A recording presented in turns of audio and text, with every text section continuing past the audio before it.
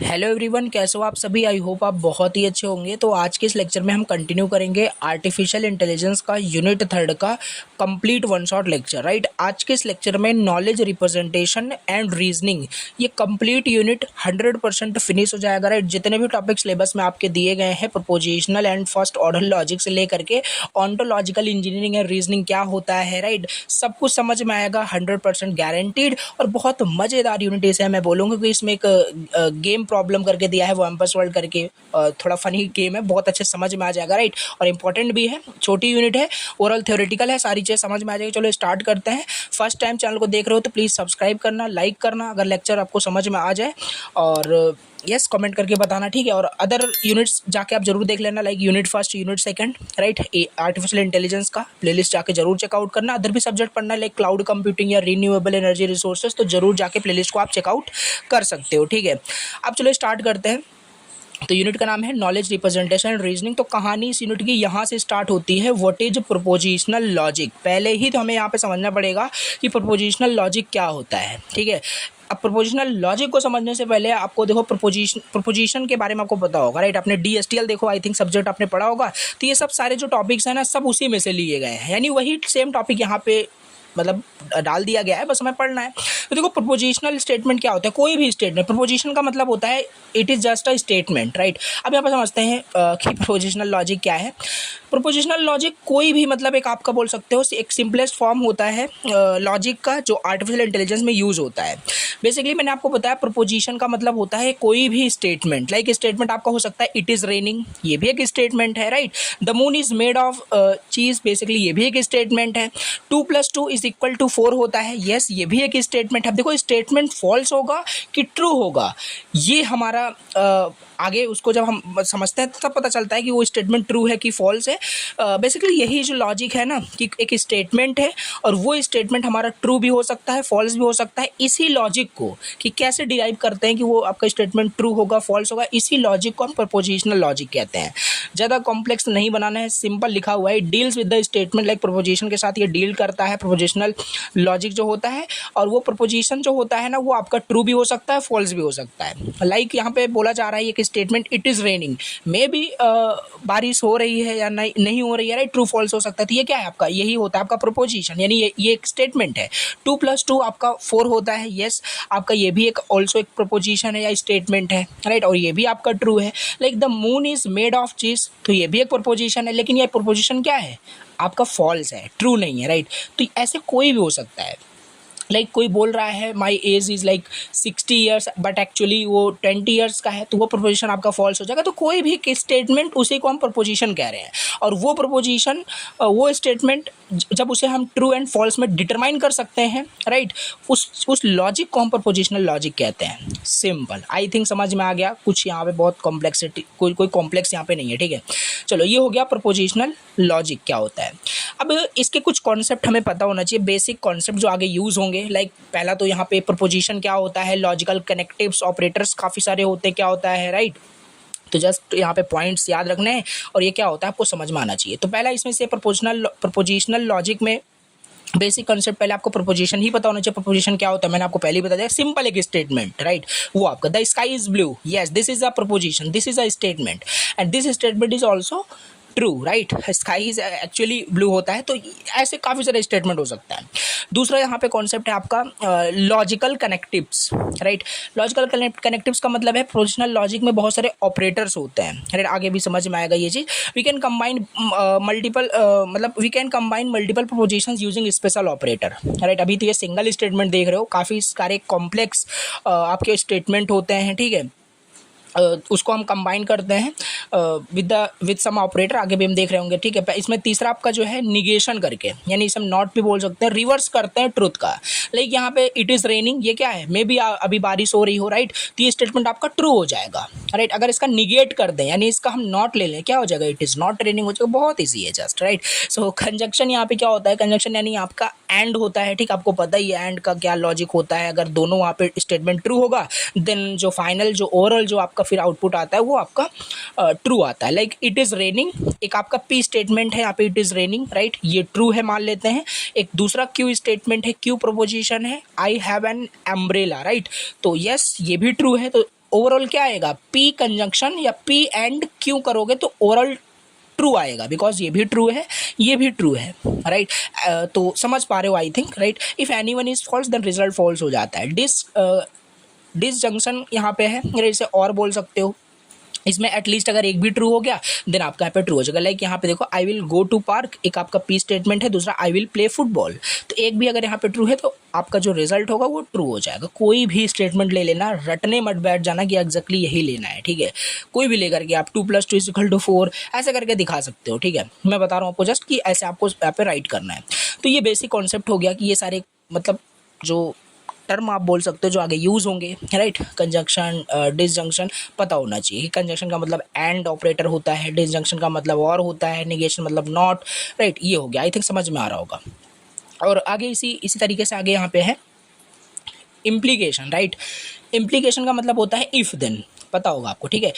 If then या इस तरीके से एरो से डिनोट करता है, like if P then Q, right. If P happens then Q must happen, right. अगर जैसे यहाँ पे लिखा है if P happens then Q must happen, like example देखो यहाँ पे है इफ़ इट रेन्स, अगर वर्षा होती है, राइट। अगर बारिश होती है, if it rains then the ground get wets. Simple सी बात है, समझ पा रहे हो, राइट। तो यस, यही आपका इम्प्लीकेशन होता है। इफ़ समथिंग हैपन्स देन, मान लेते कोई एक पी स्टेटमेंट है, वो अगर ट्रू होता है तो क्यू मस्ट हैपन, राइट। समझ पा रहे हो आई थिंक। बाई कंडीशनल यहाँ पे कुछ इस तरीके से होता है, इफ़ एंड ओनली इफ़ इसे बोलते हैं, ठीक है। IFF करके जो लगाते हैं, इफ़ एंड ओनली इफ़ इसे बोलते हैं। Both are same, either both true और both false. Like you will pass, you study hard. आपको पास होना है तो हार्ड मतलब आपको हार्ड वर्क करना पड़ेगा, हार्ड स्टडी करना पड़ेगा। हार्ड स्टडी करोगे तो ऑटोमेटिक पास हो जाओगे। तो ये दोनों ट्रू होगा तब रिजल्ट ट्रू आएगा, दोनों फॉल्स होगा तो फिर रिजल्ट फॉल्स आ जाएगा, ठीक है। आई थिंक ये बेसिक जो टर्मिनोलॉजी है समझ आ रही होगी आपको। और आगे यहाँ पे ट्रूथ टेबल का एग्जांपल देख लेते हैं, राइट। देखना क्या है इसमें, राइट। दोनों टी है तो टी हो जाएगा, नहीं दोनों ट्रू है तो ट्रू हो जाएगा। आई थिंक ये चीज़ आपको पहले से आ रही होगी, राइट। चलिए, तो ये ट्रूथ टेबल भी आपको एग्जाम में अगर पूछा जाता है तो बना देना है, राइट। चलिए, इसी तरीके से और कभी यहाँ पे हमारे पास इसमें अगर एक भी आपका स्टेटमेंट ट्रू हो जाता है देन आपका क्या हो जाएगा। और हाँ, इसको थोड़ा ये याद करके रखना है कि इसे इस तरीके से और को डिनोट करते हैं। पहले मैंने आपको बता दिया इसको क्या बोलते हैं, इसको डिसजंक्शन बोलते हैं, राइट। इन प्रोपोजिशनल स्टेटमेंट के अगर फॉर्म में अगर इसे बोलेंगे, ठीक है। और इसे नॉट बोलते हैं बेसिकली। तो ये आपको टेबल भी यहाँ पे समझ के रखना, और ये आई थिंक सभी को आ रहा होगा पहले से, ठीक है। अब चलो यहाँ पे बात कर लेते हैं कुछ प्रॉपर्टीज़ प्रपोजिशनल लॉजिक की, राइट। प्रपोजिशनल लॉजिक हम समझ रहे हैं इसकी क्या क्या प्रॉपर्टीज़ होती हैं।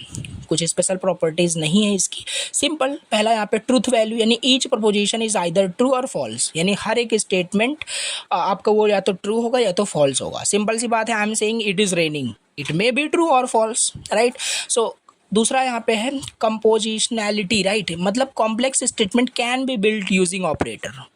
यस, में भी हो सकता है इफ़ लाइक जैसे अभी काफ़ी सारे वहाँ पे मतलब दो स्टेटमेंट हमने एग्जांपल करके देखा। मतलब कहने का मतलब बहुत सारे अगर स्टेटमेंट आपको बनाना है, कॉम्प्लेक्स स्टेटमेंट बनाना है, then you can build using some operators like and और नॉट, मल्टीपल ऑपरेटर्स होते हैं, ठीक है।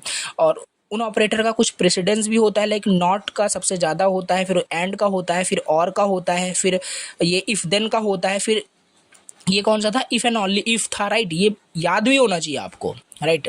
चलिए, ये हो गया, समझ पा रहे हो। फिर यहाँ पे फोर्थ प्रॉपर्टीज है इक्विवेलेंस का। Some statement means the same, right. तो इसे इक्विवेलेंस बोलते हैं। ये हो गया आपका प्रॉपर्टीज ऑफ प्रपोजिशनल लॉजिक। जो इंपॉर्टेंट, जो बहुत इंपॉर्टेंट है, वो मैं आपको ये भी बताता चल रहा हूँ कि कैसे ये पूछा जाएगा, राइट। प्रपोजिशनल लॉजिक इंपॉर्टेंट है, उसकी प्रॉपर्टीज पूछी जाती है लॉजिकल ऑपरेटर की, राइट।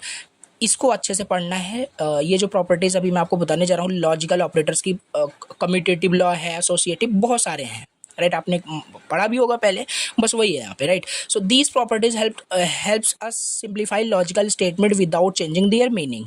मतलब कहने का मतलब है इन सारे ऑपरेटर का हम यूज़ करके क्या कर सकते हैं।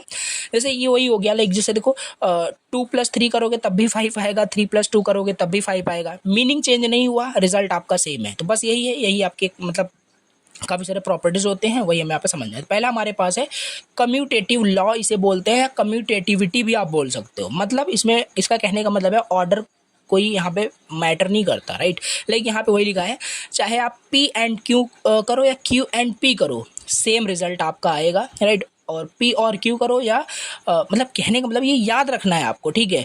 ये एग्जैक्टली सेम प्रॉपर्टीज, लाइक अगर P एंड Q करो, राइट, कम्यूटेटिविटी लॉ ये कहता है कि P and Q is equal to Q and P होता है, राइट। और ये भी कहता है कि P और Q is equal to Q और P होता है। सिंपल एग्जाम्पल यहाँ पे लिखा है 2+3 और you can say 3+2 both are same, right. तो यस, ये हो जाएगा हमारे पास कम्यूटेटिविटी, इसे ही कहते हैं। दूसरा हमारे पास होता है एसोसिएटिविटी, यहाँ पे है ग्रुपिंग डज नॉट मैटर, कहने का मतलब है when we have many ands और it does not matter how we group them, like ये एग्जैक्टली आई थिंक काफ़ी टाइम आपने इन सारे लॉस को पढ़ा होगा आपने, तो याद हो गया होगा, या याद नहीं है फिर से देख सकते हो, राइट। जैसे यहाँ देखो P एंड Q, अगर P एंड Q इसको ग्रुप कर दिया गया है पैरेंथेसिस के अंदर, एंड इसका फिर और किया, इसका फिर एंड किया जा रहा है R के साथ, द रिजल्ट क्या आएगा, अब यहाँ पे पैरेंथेसिस यहाँ पे लग जाएगा, राइट। तो इस तरीके से ये प्रॉपर्टीज़ है, ठीक है। इसका कहीं यूज़ नहीं है इस यूनिट में, बट एज अ प्रॉपर्टी पूछा जाता है, देन बिल्कुल आपको पता होना चाहिए, राइट। तो यहाँ पे इस तरीके से है, फिर P और Q एक आपका ब्रैकेट्स में है, यानी एक पैरेंथेसिस में है, फिर इसका और किया जा रहा है R के साथ, देन ये रिजल्ट आएगा, राइट। दोनों सेम है, राइट। ये आपका कौन कहता है, एसोसिएटिविटी लॉ कहता है। लाइक यहाँ पे देखो 2+3 करो, 2+3 यानी कि 5 हो जाएगा, 5+4 करोगे 9 हो जाएगा, या आप ऐसे कर लो 4+3 ऐड कर लो पहले, 7+2 अगेन 9 आ जाएगा, तो दोनों सेम है, राइट। ये होता है आपका एसोसिएटिविटी। ये देखो बहुत सिंपल से ये एग्जाम्पल भी जो यहाँ पे मेंशन करते ताकि आप याद कर पाओ, ये तो अच्छे समझ में आ रहा होगा आई थिंक। तो थर्ड यहाँ पे प्रॉपर्टी है डिस्ट्रीब्यूटिविटी, राइट। डिस्ट्रीब्यूटिविटी यानी मिक्स कर देना, एंड और मल्टीपल यहाँ पे चीज़ें हो जाती है, लाइक इस तरीके से देखो P एंड कर दिया गया, फिर Q और R कर दिया गया, राइट।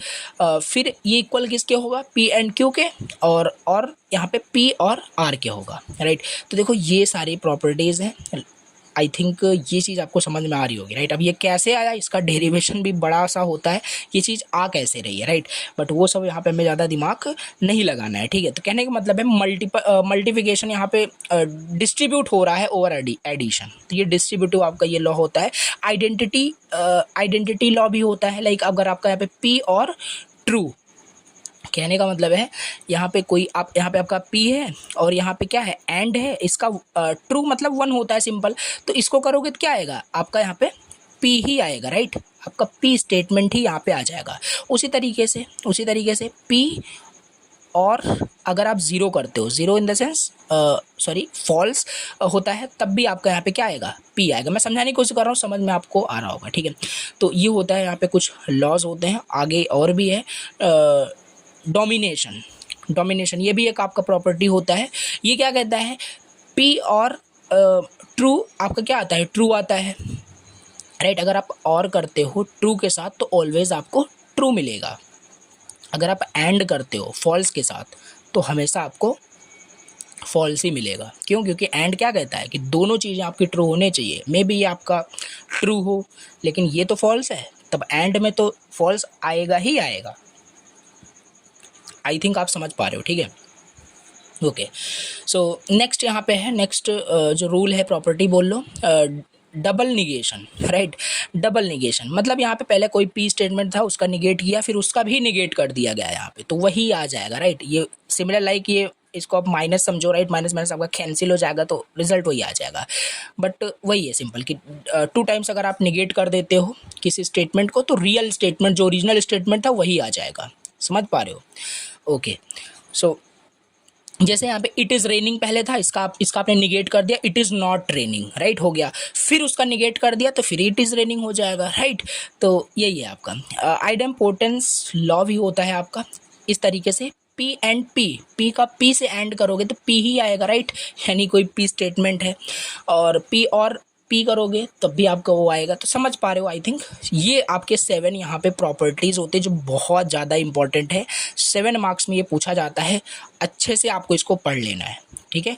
तो ये हो गया आपका प्रोपोजिशनल लॉजिक। अब इसका कुछ एप्लीकेशन देख लेते हैं, यूज़ केस देख लेते हैं इन लाइक आर्टिफिशियल इंटेलिजेंस में कहाँ होता है, यूनिट का नाम क्या था, नॉलेज रिप्रेजेंटेशन में। तो बस वही है, नॉलेज को रिप्रेजेंट करने के लिए हम कौन से लॉजिक का यूज़ करेंगे, प्रोपोजिशनल लॉजिक का ही यूज़ करेंगे, जो अभी हम समझ रहे थे इतने देर से, ठीक है। ये स्टोर मतलब करता है फैक्ट्स यानी ट्रू एंड फॉल्स फॉर्मेट में, right. Like the patient has fever, right. तो यस स्टेटमेंट आपका ट्रू होगा। मतलब कहने का मतलब है, देखो सिंपल सी बात है, किसी आप एआई एजेंट के साथ जैसे चैट जीपीटी का एग्जांपल लो, वहाँ पे बहुत कुछ भी आप वहाँ पे अपना प्रॉम्प्ट एंटर करते हो, उसके नॉलेज बेस में यानी केबी में, नॉलेज बेस में वो सारी चीज़ें स्टोर्ड होगी, तभी ना वो दे आपको आंसर कर पाता है। तो बस वही होता है, नॉलेज रिप्रेजेंटेशन आपका यूज़ होता है, प्रोपोजिशनल लॉजिक आपका नॉलेज रिप्रेजेंटेशन में यूज़ होता है। दूसरा ऑटोमेटेड रीजनिंग में यूज़ होता है, AI thinking with logic rules, right. अब इसमें देखो ये चीज़ अभी आगे मैं आपको समझाऊंगा, ये यानी कि ये मोडस पोनेंस का मतलब क्या होता है, मोडस टोलेंस का मतलब क्या होता है, राइट। अभी यहाँ पे शॉर्ट में लिखा है, अगर आपका P if P implication Q है, right. If P implication Q, ये इम्प्लीकेशन को हम इफ़ पी देन क्यू ये भी बोल सकते हैं यहाँ पे, बट ऐसे यहाँ पे प्रोनाउंसिएशन हम कर रहे हैं, if P implication Q and P is true, अगर पी ट्रू है then Q must be true, तो क्यू ट्रू होना ही चाहिए, राइट। ये मैं आपको बताया नहीं था अभी पीछे, मैं आपको दिखाता हूँ, राइट। ये इम्प्लीकेशन में, राइट, कहाँ गया, इम्प्लीकेशन में अगर पी आपका कुछ मतलब इफ पी आपका ट्रू है, if P happen then Q must happen, वही यहाँ पे है, राइट। इफ देन वाला रूल वही हम यहाँ पे समझ रहे हैं मॉडल्स पोनेंट्स में, और यही कह रहा है इफ। ये सिंपल 2 मार्क्स में भी ये पूछा जाता है कि डिफाइन करिए मॉडल्स पोनेंट्स क्या होता है, तो यही कहता है कि अगर पी इम्प्लीकेशन क्यू है, अगर पी आपका ट्रू है तो क्यू भी ट्रू होगा ही होगा। लाइक एग्जाम्पल देखो, it rains, if it rains then इसका इम्प्लीकेशन हो रहा है ग्राउंड गेट्स वेट। सिंपल सी बात है, अगर वर्षा होती है, बारिश होती है, तब तो जो ज़मीन है वो तो मतलब कहने का मतलब गेट्स वेट, वो गीला हो जाएगा बेसिकली। ये ट्रू है दोनों यहाँ पे, यानी सिंपल सी बात है, अगर ये होता है यानी ये स्टेटमेंट अगर आपका ये statement if this statement happens like it rains then definitely this statement should be true, right. ये सिंपल आपका कह रहा है, लेकिन ये आपका होता है मॉडस पोनेंस, ठीक है, कुछ बड़ी चीज़ नहीं थी। अब यहाँ पे मॉडस टोलेंस क्या कहता है, ये सिंपल ये कहता है कि अगर इफ़ पी इम्प्लीकेशन क्यू है, इफ़ पी इम्प्लीकेशन क्यू है एंड निगेशन ऑफ क्यू, मतलब इसका नॉट लिया जाएगा, अगर वो ट्रू होता है देन आपका फिर पी का भी निगेशन आपका ट्रू होगा। समझ में नहीं आया होगा, एग्जाम्पल से देखो, like if it rains, right, इसका इम्प्लीकेशन किया जा रहा है ground gets wet, right, but ground is not wet, अगर ग्राउंड आपका मतलब वेट नहीं हुआ, मतलब कहने मतलब ग्राउंड ज़मीन आपका गीला नहीं हुआ, इसका मतलब वर्षा हुई ही नहीं, राइट। समझ पा रहे हो, थोड़ा कुछ भी यहाँ पे टफ नहीं है, समझ में आई थिंक आ रहा होगा, ठीक है। तो यस, ये सारे आपके इसके एप्लीकेशंस होते हैं और ये इंपॉर्टेंट है, मॉडस पोनेंस, मॉडस टोलेंस, ये 2 मार्क्स में पूछ लिए जाते हैं, right. Problem solving and planning में यूज़ होता है आपका ये जो लॉजिक, आपका ये प्रोपोजिशनल लॉजिक होता है, इसी का एप्लीकेशन ही देखना, डिसीजन मेकिंग में, नेचुरल लैंग्वेज प्रोसेसिंग में, राइट। अच्छा, इसके लिमिटेशन भी देख लो। अब देखो नोट्स रहेगा, प्लीज़ इसे पढ़ना, नहीं तो एक अगर स्टेटमेंट में पढ़ने बैठा ना तो फिर ये एक से फिर 1 घंटे का नहीं 10 घंटे का ये आपका वन शॉट हो जाएगा, तो वो मैं नहीं चाहता, ठीक है। तो ये सब बहुत ईजी पॉइंट्स है, समझ में आ रहा होगा, राइट। लिमिटेशन वगैरह आपको देख लेना है, राइट। बाय द वे यहाँ पे मैं पढ़ देता हूँ, नहीं काफ़ी लोग कमेंट करते हैं नॉट एक्सप्रेसिव इनफ हो जाएगा, scalability problem, binary only, no quantifier, ये सब होता है, आगे भी समझ में आ जाएगा, राइट, सारी चीज़ें। अब यहाँ से हमारा स्टार्ट हो जाता है नेक्स्ट टॉपिक, जो कि है फर्स्ट ऑर्डर लॉजिक क्या होता है, राइट। देखो इंपॉर्टेंट है, ये भी बहुत ज़्यादा इंपॉर्टेंट है, first order logic in artificial intelligence, और इसे मैं आपको समझाता हूँ, राइट। अभी तक आपने क्या देखा, क्या आपने पढ़ा कि भैया प्रोपोजिशनल लॉजिक जो है ना वो क्या कहता है, कोई भी स्टेटमेंट क्यों ना हो वो या तो वो ट्रू होगी या तो फॉल्स होगी। यस, यही कह रहा था आपका प्रोपोजिशनल लॉजिक। लेकिन फर्स्ट ऑर्डर लॉजिक जो होता है ना, ये थोड़ा इन डेप्थ चला जाता है, ठीक है। मतलब कोई स्टेटमेंट जो है ना उसकी प्रॉपर्टी, जो उसके रिलेशनशिप के बेसिस पे डिसाइड करता है कि क्या मतलब वो स्टेटमेंट होने वाला है, मतलब राइट, वो ट्रू होगा कि फॉल्स होगा। देन मतलब यहाँ पे वही कह रहा है कि प्रोपोजिशनल लॉजिक खाली स्टेटमेंट को ट्रू एंड फॉल्स ही डिटरमाइन कर रहा था, बता रहा था, लेकिन first order logic goes deeper, इस चीज़ में वो थोड़ा डीपली चला जाता है।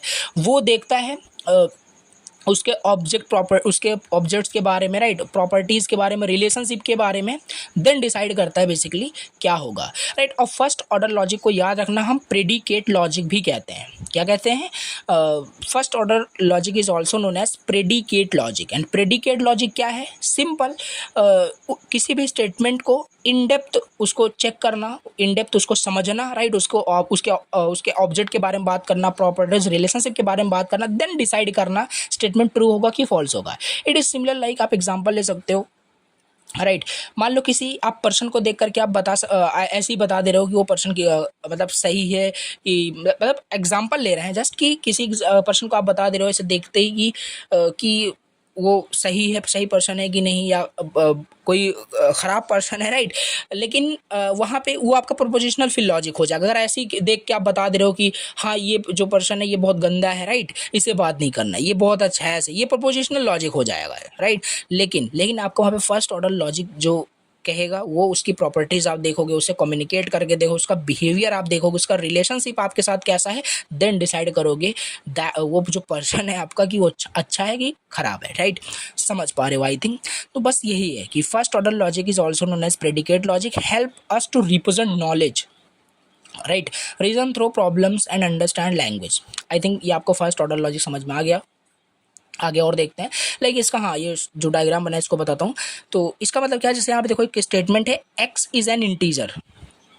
अब ऐसे ही नहीं बता देंगे कि हाँ ये स्टेटमेंट आपका ट्रू होगा, ये तो एक्स पे डिपेंड करता है ना, इस एक्स पे डिपेंड करता है कि इसकी प्रॉपर्टीज क्या होगी। अब एक्स की जगह क्या है, कैसे पता चलेगा? लाइक एक्स की जगह ये मान लेते हैं कोई लेटर है, पी है, तो पी थोड़ी ना इंटीजर है, P is a letter.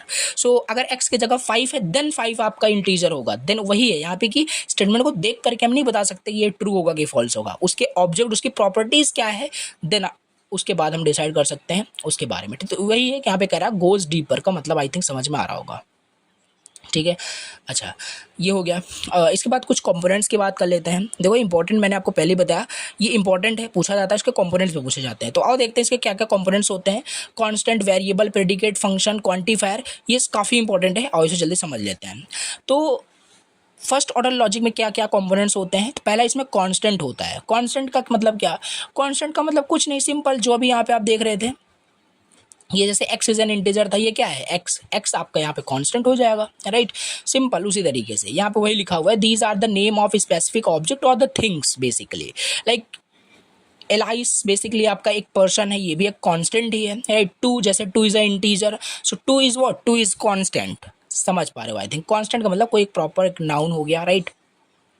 Okay, now variables क्या होता है? वेरिएबल्स क्या होता है? Place holder for any object not fixed.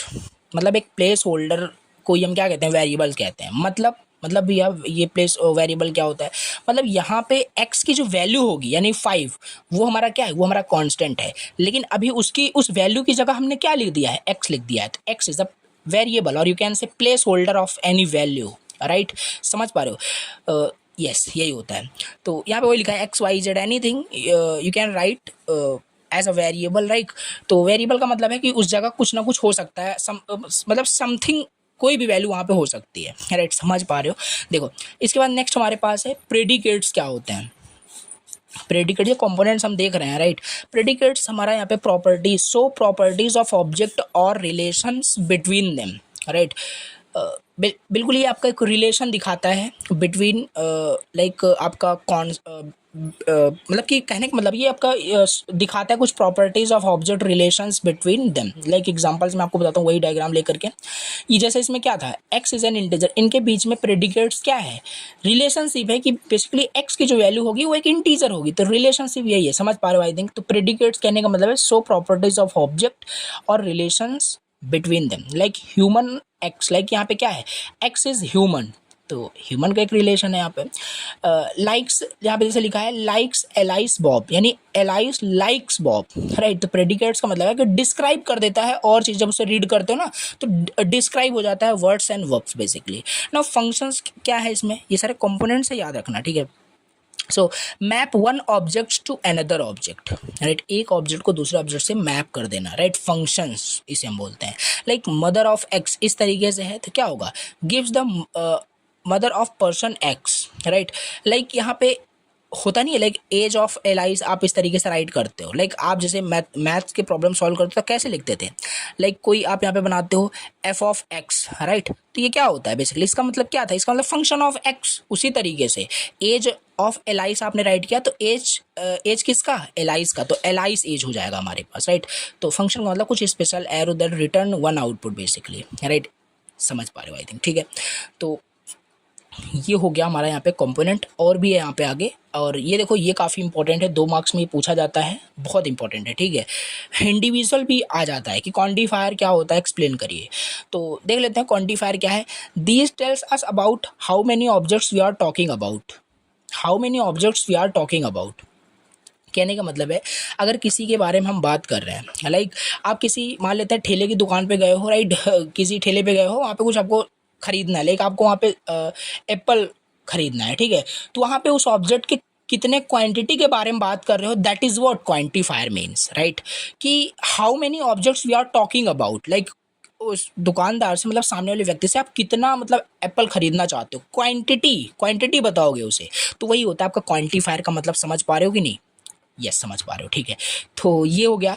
अब काफ़ी सारे टाइप्स के हो सकते हैं, आप उसे क्या बोलोगे कि आपको 1 kg 2 kg या जितने सारे वहाँ पे एप्पल्स रखे हो सारे दे दीजिए, राइट, ऐसा भी हो सकता है। तो यहाँ पे पहला टाइप हमारे पास है यूनिवर्सल क्वांटिफायर। यूनिवर्सल क्वांटिफायर को आपको पता ही होगा, कुछ इस तरीके से, सॉरी ये कैसे डिनोट करते हैं, राइट, कुछ इस तरीके से इसको डिनोट करते हैं, इसे आप रिवर्स ए कर दीजिए, ठीक है। फॉर ऑल इसे बोलते हैं, मतलब जैसे यहाँ पे for all X, right, of person of X, right, ये आपका इम्प्लीकेशन हो जाएगा मोर्टल ऑफ एक्स, मतलब all peoples are mortal, right, yes, कोई एक्सेप्शंस यहाँ पे नहीं है, राइट, ट्रू है आपका। तो यही आपका, इसको बेसिकली क्वांटिफायर आपका यही होता है, मतलब कि कितने ऑब्जेक्ट को दिखाता है, सारे ऑब्जेक्ट को दिखा रहा होता है, right, for all object.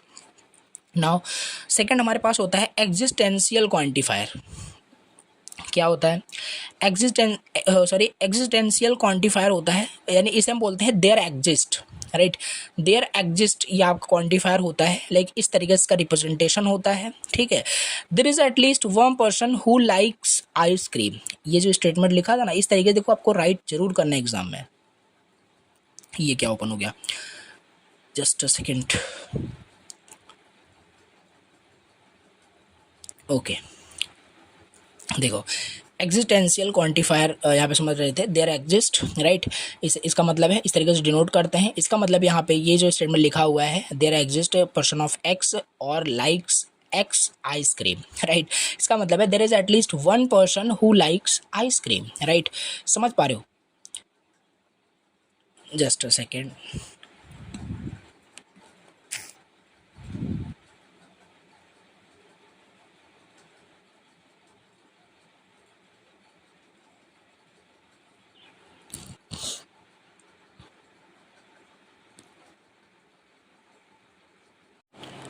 Okay, so एक कॉल आ गई थी एक्चुअली, राइट, अभी स्टार्ट करते हैं फिर से, कहाँ पे थे, राइट, एग्जिस्टेंशियल क्वांटिफायर, यस समझ रहे थे, राइट, ये समझ में आ गया होगा आई थिंक, इसका मतलब है at least one, right, for all का मतलब है सारे ऑब्जेक्ट के बारे में बात की जा रही है, ओके।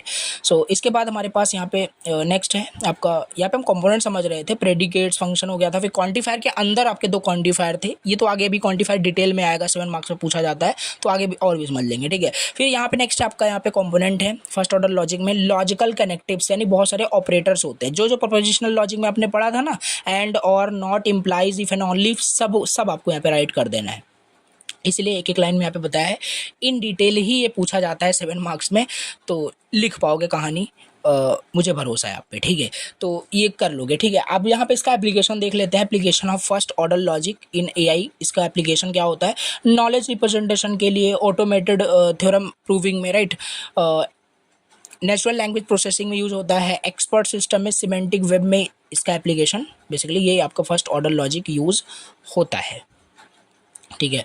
अब इसके चैलेंजेस देखते हैं, चैलेंजेस कॉम्प्लेक्सिटी हो गया, यानी needs lots of resources for the big knowledge, simple because it goes deeper of a statement, right, so it may be very complex and undecidability भी हो सकती है, some problems can not be solve by some algorithms, right, no uncertainty, ये भी एक challenges है, right. अब 2 marks के लिए ये पूछा जाता है, prepositional logic and first order logic दोनों में डिफरेंस क्या होता है बेसिकली। सो लिख सकते हो प्रोपोजिशनल लॉजिक में बेसिकली क्या होता है, एक सिंपल स्टेटमेंट होता है like it is raining, right, लेकिन इसमें ऐसा नहीं होता। डिस्क्राइब सम ऑब्जेक्ट रिलेशनशिप यानी properties of that statement, right. So ये है रेनिंग यानी कि इट इज़ रेनिंग, ये तो एक स्टेटमेंट था। अब मतलब बारिश कहाँ हो रही है कोई इन्फॉर्मेशन नहीं, बट यहाँ पे रेनिंग न्यूयॉर्क में हो रही है, राइट, ऐसा कुछ। सो एक्सप्रेसिवनेस की बात करें, ये लिमिटेड होता है, ओनली ट्रू एंड फॉल्स होगा, लेकिन ये बहुत पावरफुल होता है। कैन डिस्क्राइब मैनी रिलेशनशिप, बहुत सारी चीज़ें, डिटेल हो जाता है पूरा, ठीक है। क्वांटिफायर प्रोपोजिशनल लॉजिक में होते थे, नहीं होते थे, राइट, लेकिन इसमें होता है। फॉर ऑल है, देयर एग्जिस्ट भी हमने देखा। Can not talk about objects properties, right, लेकिन सारी चीज़ें डिस्क्राइब कर सकता है। इट इज़ हॉट और इट इज़ कोल्ड, इस टाइप से एग्जाम्पल लिख सकते हो, लेकिन एग्जाम्पल इसका कुछ इस तरीके से होता है। सिंपल रीजनिंग है, यहाँ पे कॉम्प्लेक्स रीजनिंग करना हो देन आपका फर्स्ट ऑर्डर लॉजिक यूज़ होता है। आई होप ये डिफरेंस भी आपको क्लियर हो गया होगा। अभी बात करते हैं, यहाँ पे नेक्स्ट टॉपिक स्टार्ट होता है, राइट।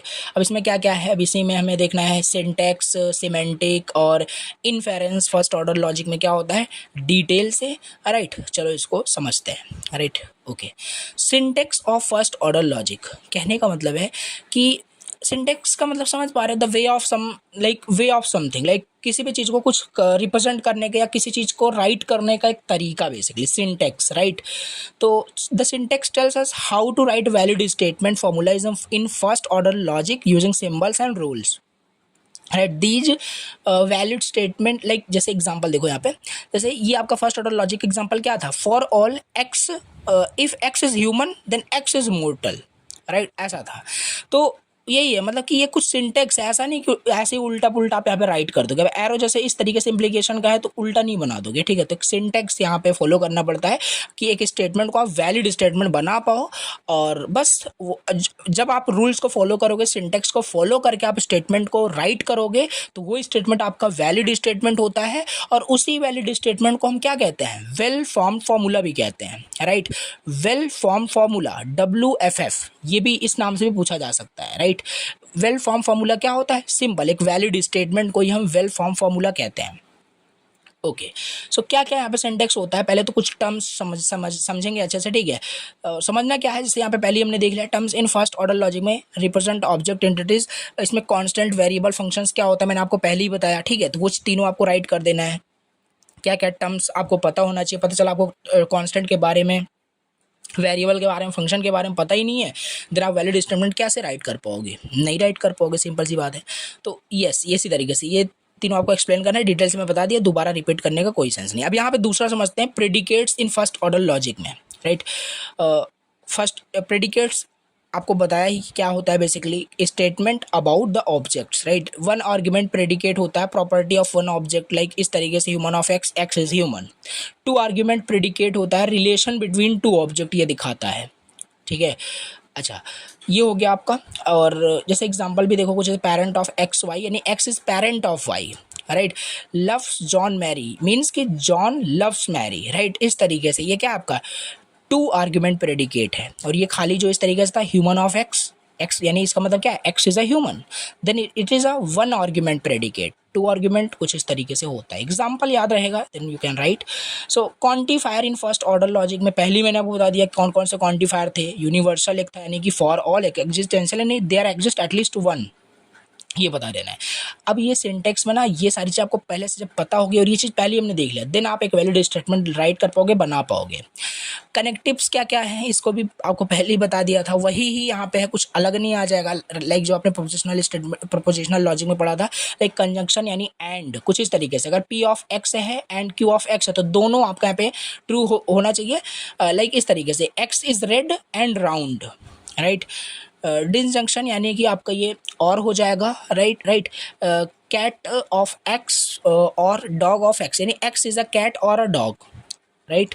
तो ये चीज़ है कि क्या क्या आपके यहाँ पे कनेक्टिव्स होते हैं, राइट।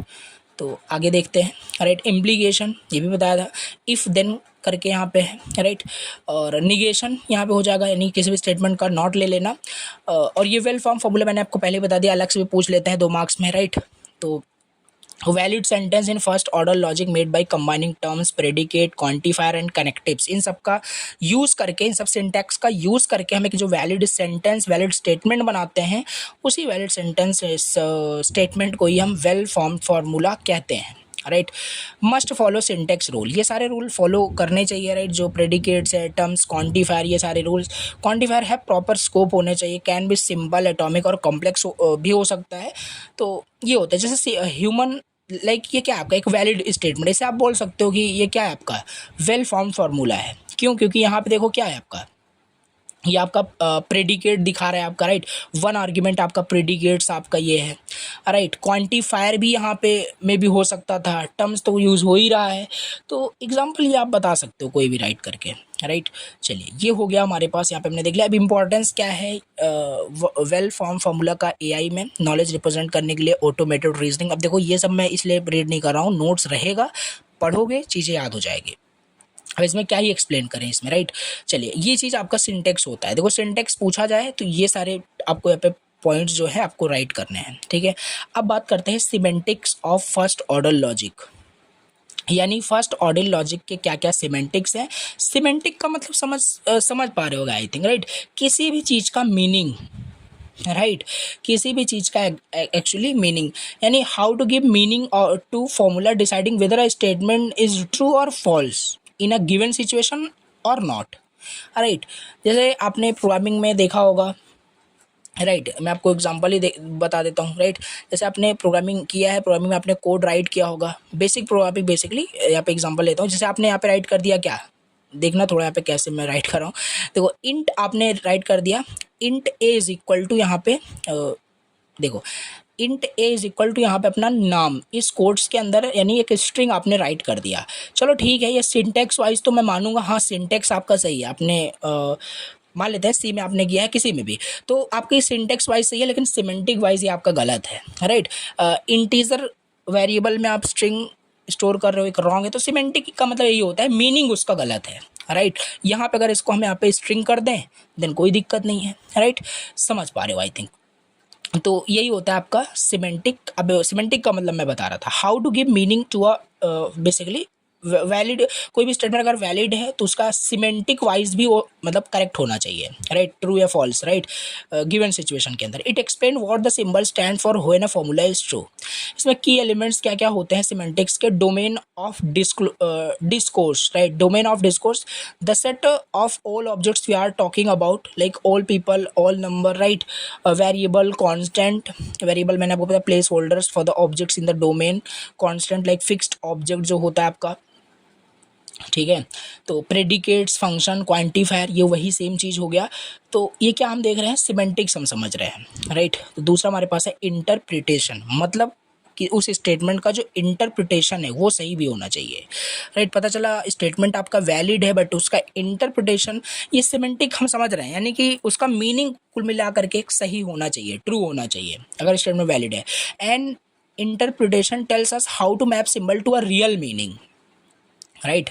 रियल मीनिंग उसका सही होना चाहिए, basically domain set of object हो जाएगा, interpretation of constant, interpretation of predicates, interpretation of functions, ये इस तरीके से इसका देखो इंटरप्रिटेशन बेसिकली यहाँ पे होगा। लाइक एग्जांपल देखो, डोमेन हमारे पास क्या है, John and Mary, right, constant क्या है, जॉन, राइट। प्रेडिकेट्स यहाँ पे कुछ इस तरीके से है, लव्स एक्स कॉमा वाई, फिर जॉन मैरी, तो इसका मीनिंग क्या आ रहा है, जॉन लव्स मैरी, यस। इसका इंटरप्रिटेशन वाइज अगर देखें तो सेंटेंस आपका बिल्कुल सही है, राइट। तो ये चीज़ होता है आपका बेसिकली इंटरप्रिटेशन यानी मॉडल। अब truth in first order logic, a formula is true और false depending on the interpretation. अब पता चला, राइट। अब आपका जो फॉर्मूला है, यानी फॉर्मूला मतलब कोई कि वही वेल फॉर्म फॉर्मूला, वो वैलिड स्टेटमेंट की बात की जा रही है, वो स्टेटमेंट आपका ट्रू है कि नहीं, इसका इंटरप्रिटेशन करने के बाद ही पता चलेगा, राइट। इसको इंटरप्रिट किया हमने, डोमेन, कॉन्स्टेंट, प्रेडिकेट, फंक्शन का यूज़ करके, रिजल्ट क्या निकल के आ रहा है, John loves Mary, right.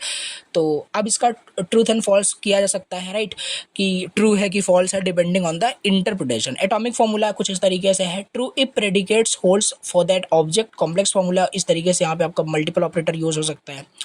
And इसमें क्वांटिफायर, यूनिवर्सल, एग्जिस्टेंशियल, वही सेम चीज़ है। Satisfaction of formula is satisfied if it is true under a given interpretation, right. वो आपका वैलिड स्टेटमेंट सेटिस्फाई तभी होगा, ट्रू तभी होगा जब आपका इंटरप्रिटेशन सही होगा, राइट। नोटेशन इसका कुछ इस तरीके से है सेटिस्फेक्शन का, राइट। ये सिंबल याद रखना, राइट। इस तरीके से इसका मतलब कि रिप्रेजेंटेशन है, राइट। नोटेशन बोल सकते हो। Formula 5 is true in interpretation of M, right. देखो ये जो आपका लिखा हुआ है एम सेटिस्फेक्शन 5, कहने का मतलब है फॉर्मूला, जो फॉर्मूला मतलब कोई आपका वेल फॉर्म फॉर्मूला है, कोई वैलिड स्टेटमेंट आपका 5 है वो ट्रू है in interpretation of M, right. इसका मतलब ये है। थोड़ा सा डिफिकल्ट हो जाएगा, अच्छे से समझोगे समझ में आ जाएगा, ठीक है। तो वैलिडिटी लास्ट यहाँ पे हमारे पास है, अ formula is valid if it is true in every interpretation, right. काफ़ी सारे टेस्ट केसेस वहाँ पे होते, काफ़ी सारे डिफरेंट डिफरेंट सिचुएशंस में उसका इंटरप्रिटेशन वहाँ पे किया जाएगा, देन उसके बाद डिसाइड किया जाता है वो फॉर्मूला आपका वैलिड है या नहीं। समझ पा रहे हो? लाइक ये उसी तरीके से हो गया, आपने कुछ ऐसा लॉजिक बनाया, लाइक मैं एग्जांपल प्रोग्रामिंग वाइज आपको दे रहा हूँ। आपने कुछ ऐसा कोई प्रॉब्लम आप स्टेटमेंट आपको दी गई थी, आपने उसका सोल्यूशन बनाया, अब उस पर सारे टेस्ट केसेस, सारा इंटरप्रिटेशन उसका अगर पास कर जाएगा तब आपका वो फॉर्मूला जो लॉजिक आपने दिया वो वैलिड है। नहीं पता चला 4 इंटरप्रिटेशन उसका सही तरीके से ट्रू हो गया, लेकिन कोई ऐसा टेस्ट केस आ गया जहाँ पे वो फॉल्स हो जा रहा है, तो नहीं, वो फिर ओवरऑल फॉर्मूला आपका वैलिड नहीं होगा, ठीक है। इस तरीके से इसका नोटेशन होता है। ये एग्जांपल यहाँ पे दिया है। Relation between satisfaction and validity, satisfaction and validity में क्या रिलेशनशिप है? True in some model, right, true in all model, a formula is valid if negation is never satisfied। Okay, देखो ये समझ में आ गया कि नहीं? आपका सिंटेक्स क्या है फर्स्ट ऑर्डर लॉजिक में, ये सारे पॉइंट्स आपको लिखने हैं, बताने हैं। मिला के ही पूछेगा, ऐसा नहीं कि एक ही आपसे पूछ ले, नहीं, मिला के पूछा। सिंटेक्स, सिमेंटिक्स एंड इन्फेरेंस आता है, राइट। तो इतना हमने देख लिया। अब यहाँ पे इन्फेरेंस का मतलब यहाँ पे हम समझ लेते हैं, राइट। चलो देखो, इन्फेरेंस, इंटरफेरेंस नहीं, इनफेरेंस बेसिकली, राइट। इनफेरेंस का मतलब होता है, देखो कोई आपको एक स्टेटमेंट आपको दिया गया है, राइट। उस स्टेटमेंट से आप एक नया स्टेटमेंट डिराइव कर लो, इस प्रोसेस को, इस चीज को, इस तरीके को, right. The process of deriving new true statement from existing ones, simple, इसी को हम इन्फेरेंस कहते हैं। लिखा भी यहाँ पे वही है जो मैंने आपको बताया। कोई एक एग्जिस्टिंग स्टेटमेंट आपको दी गई थी, उससे हमने क्या किया, अपने लॉजिक का यूज करके नया स्टेटमेंट डिराइव कर लिया, that is what called inference, right. Basically यहाँ पे एग्जांपल जैसे दिया है, लाइक देखो समझ में आ जाएगा। लाइक यहाँ पे फॉर ऑल एक्स यानी ऑफ ह्यूमन ऑफ एक्स यहाँ पे दिया है, राइट। ये इम्प्लीकेशन हो जाएगा मोर्टल ऑफ एक्स, कुछ इस तरीके से रिप्रेजेंटेशन यहाँ पे है। देन इसका मतलब क्या है, all humans are mortal, right. Fact क्या है यहाँ पे, ह्यूमन, सोक्रेट्स, राइट। फिर इन्फेरेंस क्या हो जाएगा, मोर्टल ऑफ सोक्रेट्स यहाँ पे हो जाएगा। तो इस तरीके से यहाँ पे कहने का मतलब, कोई पहले से एक स्टेटमेंट दी गई थी, उस स्टेटमेंट से हमने एक नया स्टेटमेंट डिराइव कर दिया, राइट। देखिए जैसे ऑल ह्यूमंस आर मोर्टल था, फिर हमने एक फैक्ट से यहाँ पे क्या किया, एक नया डिराइव कर लिया कि humans are Socrates, then mortal are Socrates, यहाँ पे एक नया स्टेटमेंट डिराइव कर दिया गया। तो इन्फेरेंस का मतलब यही है, basically the process of deriving new true statement from existing statement. ना इसके कुछ रूल्स भी होते होंगे, सिंपल। अब इसका रूल्स देख लेते हैं। Inference rule in first order logic, these are the formula, these are formal rules used by AI to a reason। Basically देखो कौन कौन से वहाँ पे मैंने आपको बताए थे, ये इन्फेरेंस रूल ही थे वहाँ पे जो हमने पढ़े थे। जैसे मॉडस पोनेंस एंड मॉडस टॉलेंस, दो यहाँ पे आपके थे, तो वही सेम चीज़ यहाँ पे भी है। ये क्या कहता है, ये इफ देन होता है बेसिकली। अगर इफ पी देन क्यू, मतलब इसे हम इस तरीके से बोलेंगे, प्रोनाउंसिएशन इस तरीके से होगा मेरा कि if P implication Q, and अगर पी ट्रू है देन क्यू हमेशा ट्रू होगा, होना ही चाहिए, right. If it rains the ground gets wet, ये मैंने आपको समझाया था वहीं पे, डिटेल वही यहाँ पे है, कुछ नया नहीं है, राइट। काफ़ी चीज़ें यहाँ पे रिपीट हो रही है, आई नो। ये हो गया, और इसी में हमारे पास एक, उसी में आपका ये inference rules in first order logic में पहला हमारे पास है मॉडस पोनेंस इफ देन रूल, बताया आपको। यूनिवर्सल इंस्टेंशिएशन क्या है, यूनिवर्सल इंस्टेंशिएशन फ्रॉम, लाइक इस तरीके से, for all x px we can take any object a and say p of a, like इस तरीके से दिया है। देखो for every human of x, if for every of human of x implication mortar of x दिया हुआ है, तो इसका क्या हो जाएगा, टेक सोक्रेट्स, यानी कि यहाँ पे हो जाएगा human of Socrates and then mortal are Socrates, कुछ इस तरीके से, राइट। इसे हम यूनिवर्सल इंस्टेंशिएशन कहते हैं। एग्जिस्टेंशियल इंस्टेंशिएशन यहाँ पे हो जाएगा नेक्स्ट, राइट। यूनिवर्सल इंस्टेंशिएशन हो गया, एग्जिस्टेंशियल इंस्टेंशिएशन इस तरीके से, राइट। ये वही हो गया आपका एग्जिस्टेंशियल जो आपका क्वांटिफायर था, राइट। यानी कि at least there exist at least one, right. तो ये इस तरीके से रिप्रेजेंटेशन है। P of X we can say P of C for some new constant C. Example कुछ इस तरीके से है, लाइक इफ देयर एग्जिस्ट, यानी कि loves X comma ice cream, right. थोड़ा एग्जांपल इस तरीके से समझने की कोशिश करना। Let's see B that person loves C comma ice cream, right. तो ये एग्जिस्टेंशियल कहने मतलब ये सब कुछ समझ में ना आ रहा हो ना, ये थोड़ा लिख दिया गया घुमा फिरा के इसी में। वहाँ पे जो क्वांटिफायर आपको मैंने बताया था उसी का एग्जांपल यहाँ पे आप राइट कर सकते हो। कोई भी जो आपको माइंड में समझ में आ रहा है वो आप राइट कर सकते हैं। समझ पा रहे हो। रिजोल्यूशन रूल क्या होता है? Used in automated theorem proving combines clauses to remove contradictions. ये रिजोल्यूशन अभी आगे आएगा, बहुत डिटेल में इसको समझेंगे, राइट। वही यहाँ पे दिया है, यानी कि आपका बेसिकली एक ऑटोमेटेड थ्योरम में यूज होता है प्रूव करने के लिए कि कोई भी जो आपका स्टेटमेंट है वो without any contradiction statement, like जैसे यहाँ पे इस तरीके से दिया है, राइट। पी और क्यू, इसका निगेट करेंगे क्यू का, देन ये मतलब ये समझ में आएगा ये चीज़। अभी देखो यहाँ पे थोड़ा कंफ्यूजन क्रिएट हो रहा होगा, ये चीज़ इन डिटेल अभी हम आगे देखेंगे। रिजोल्यूशन रूल देखो, मैं इसको मतलब स्किप नहीं कर रहा हूँ, ये चीज़ें टॉपिक है आगे भी, ठीक है। ये रिजोल्यूशन जो कंप्लीट करके आपका दिया हुआ है टॉपिक, बाकी अभी जस्ट आपको यहाँ पे समझना है। इन्फेरेंस का मतलब मैंने आपको बताया, राइट, डिराइव करना, ये सारी चीज़ें। कुछ रूल्स इसमें होते हैं। मॉडर्स पोनेंस राइट करना है, यूनिवर्सल इंस्टेंशिएशन राइट कर देना है, ओके। एग्जिस्टेंशियल इंस्टेंशिएशन और रिजोल्यूशन रूल होता है। चलिए, ये चीज़ हो गया आपका। नेक्स्ट यहाँ पे टॉपिक है what are knowledge based agent, right. Knowledge based agent आपका क्या होता है? ठीक है, देखो सिंपल मैंने आपको बताया, सिंपल जैसे चैट जीपीटी आप यूज़ करते हो, चैट जीपीटी से आप कुछ भी पूछते हो वो आंसर भी दे देता है, राइट। तो सिंपल सी बात है कि देखो, और वो आपका जो होता है ना, अभी तो काफ़ी सारे बहुत मतलब बोल सकते हो बहुत बड़े बड़े मॉडल्स बनाए जा रहे हैं, बट ऐसा ही काम करते हैं। मतलब उनके नॉलेज बेस के अंदर सारे जो नॉलेज होते हैं वो स्टोर करके रख दी गई है, राइट। और उनके अंदर रीजनिंग डाल दी गई है, देन उसके बेसिस पे वो स्मार्ट डिसीजन ले रहे होते हैं। और इस चीज़ को हम नॉलेज बेस्ड एजेंट कहते हैं बेसिकली। लिखा है यहाँ पे नॉलेज बेस्ड एजेंट क्या होता है, बेसिकली एक एआई एजेंट ही होता है दैट यूजेस स्टोर्ड नॉलेज। क्या करेगा वो जो एजेंट होता है अपना स्टोर्ड नॉलेज को यूज करेगा, सम रीजनिंग, कुछ रीजनिंग यूज करेगा जो भी आप क्वेश्चन पूछ रहे हो उसको बेटर आंसर करने के लिए। अनलाइक सिंपल रिफ्लेक्स एजेंट में मैंने आपको बताया था जस्ट वो रिएक्ट करता है, लेकिन जो ये सारे जो एजेंट्स होते हैं ये स्टोर कर सकते हैं फैक्ट्स को अबाउट द वर्ड्स के बारे में information they can store, and they can think also, right, using those facts which is stored and update their knowledge after new observation. Like जैसे जैसे आप चैट जीपीटी से क्वेश्चंस पूछते जाते हो, देन उसी के अकॉर्डिंग वो आंसर करता जाता है, देन यानी अपनी नॉलेज को क्या कर रहा होता है, अपडेट करता जा रहा होता है। सो इस तरीके से जो आपके एजेंट्स होते हैं ये नॉलेज बेस्ड एजेंट होते हैं, जो नॉलेज को स्टोर करते रहते हैं विद प्लस रीजनिंग की हेल्प से स्मार्ट डिसीजन देते हैं, और इंटेलिजेंटली वो मतलब क्या करते हैं, एक्ट कर रहे होते हैं, right, like a human. So example N automated, जैसे मान लेते हैं कि आपका एक एजेंट बनाया गया ऑटोमेटेड टैक्सी एजेंट, राइट। वो क्या जानता है, एक सिटी का मैप जानता है बेसिकली वो एजेंट, राइट। नॉलेज क्या है उसके, मान लेते हैं नॉलेज, सिंपल बात है, नॉलेज बेस में उसका डेट मतलब स्टोर करके उसने रखा है पूरा मैप को, राइट, सिटी के बारे में। देन मान लेते हैं उसके नॉलेज में ये है कि रोड ए कनेक्ट कर रहा है रोड बी को, लेकिन अब यहाँ पे गोल क्या है, go from station A to B. तो इट रीजंस, देखो it reasons I should take road A to road B to reach the goal. Simple सी बात है, जो नॉलेज उसके पास स्टोर्ड है उसी का यूज़ करके बेसिकली वो स्मार्ट डिसीजन ले रहा होगा गोल को अचीव करने के लिए। समझ पा रहे हो? तो यही होता है आपका यहाँ पे। अब जैसे अगर उसका नॉलेज में चीज़ें स्टोर नहीं की जा रही हो तो सिंपल सी बात है वो फिर सही से बिहेव नहीं करेगा। लाइक आपने मूवी देखा होगा, अपने रोबोट मूवी, राइट, चिट्ठी वाला एग्जांपल यहाँ पे लेते हैं।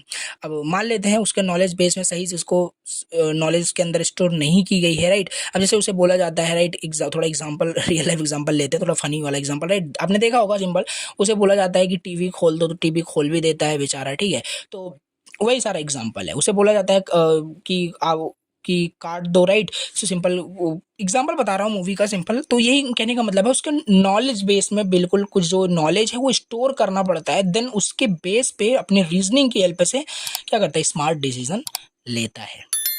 समझ पा रहे हो? तो ये होता है आपका नॉलेज बेस्ड एजेंट, राइट। ये खाली रिएक्ट नहीं करता है कि जो आप वहाँ पे पूछा जा रहा है जस्ट उसको रिएक्ट करेगा। ऑल्सो जो स्टोर्ड नॉलेज है उसको उसके हेल्प से क्या करता है, सिंपल एक्ट करता है, यानी स्मार्ट डिसीजन लेता है। अब यहाँ पे समझते हैं why use a knowledge base, इसे आओ देखते हैं। देखो, so a knowledge base is a collection of facts and rules about the world. वही बता रहा हूँ, नॉलेज बेस यानी कि डेटा बेस आप बोल सकते हो, not base, knowledge data base बोल सकते हो। एग्जाम्पल बता रहा हूँ, बाकी नॉलेज बेस ही होता है जहाँ पे सारा जो डेटा है, सारा जो rules regulations facts about the world सब कुछ स्टोर होता है उसके पास, और agent uses inference reasoning to get new facts from old ones, right. जैसे एक फैक्ट आपका यहाँ पे है, एग्जांपल समझो, all humans are mortal, right. Then fact क्या होगा, सोक्रेट्स इज अ ह्यूमन।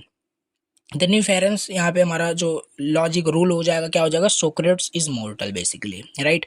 तो ये क्या हो रहा है कि बेसिकली जो उसके पास स्टोर्ड नॉलेज है उसके बेसिस पे रीजनिंग की हेल्प से एक स्मार्ट डिसीजन ले पा रहा है, राइट। दो इन्फेरेंस यहाँ पे होते हैं, टू इन्फेरेंस मेथड्स यूज होते हैं, फॉरवर्ड चैनिंग, राइट, एंड बैकवर्ड चैनिंग है सिलेबस में। फॉरवर्ड एंड बैकवर्ड चैनिंग आगे ये जस्ट इन डिटेल इसको समझने वाले हैं, just hold on here, right. तो इसे समझेंगे ये आपका फॉरवर्ड चैनिंग क्या होता है। नहीं, हम अभी समझ लो, हमारे हम फैक्ट से स्टार्ट करते हैं, रूल अप्लाई करते हैं, हमारे पास कंक्लूजन आता है, मतलब फैक्ट से हम कंक्लूजन डिराइव करते हैं। यहाँ पे कंक्लूजन से हम फैक्ट डिराइव करते हैं, समझ पा रहे हो, बैकवर्ड चैनिंग में। अब बात करते हैं levels of knowledge based agent, यानी नॉलेज बेस्ड एजेंट में लेवल्स क्या क्या होते हैं, राइट। कितने लेवल्स होते हैं, levels of knowledge based agent. पहला होता है नॉलेज लेवल, पहला होता है नॉलेज लेवल। देखो, नॉलेज लेवल में क्या है, what the agent knows plus it goals, right. Knowledge level में क्या होता है कि actually what the agent knows plus its goals का मतलब क्या गोल है, राइट। तो ये आपका नॉलेज लेवल हो जाएगा, राइट। जैसे टैक्सी एजेंट जानता था उसे ए टू बी जाना है, राइट, तो वो बेसिकली वो रूट, वो जो रास्ता उसके नॉलेज में है, तो ये नॉलेज लेवल होता है, उसके पता होता है उसका गोल क्या है बेसिकली, ठीक है। दूसरा हमारे पास होता है लॉजिकल लेवल। ओके, इसे और देखते हैं।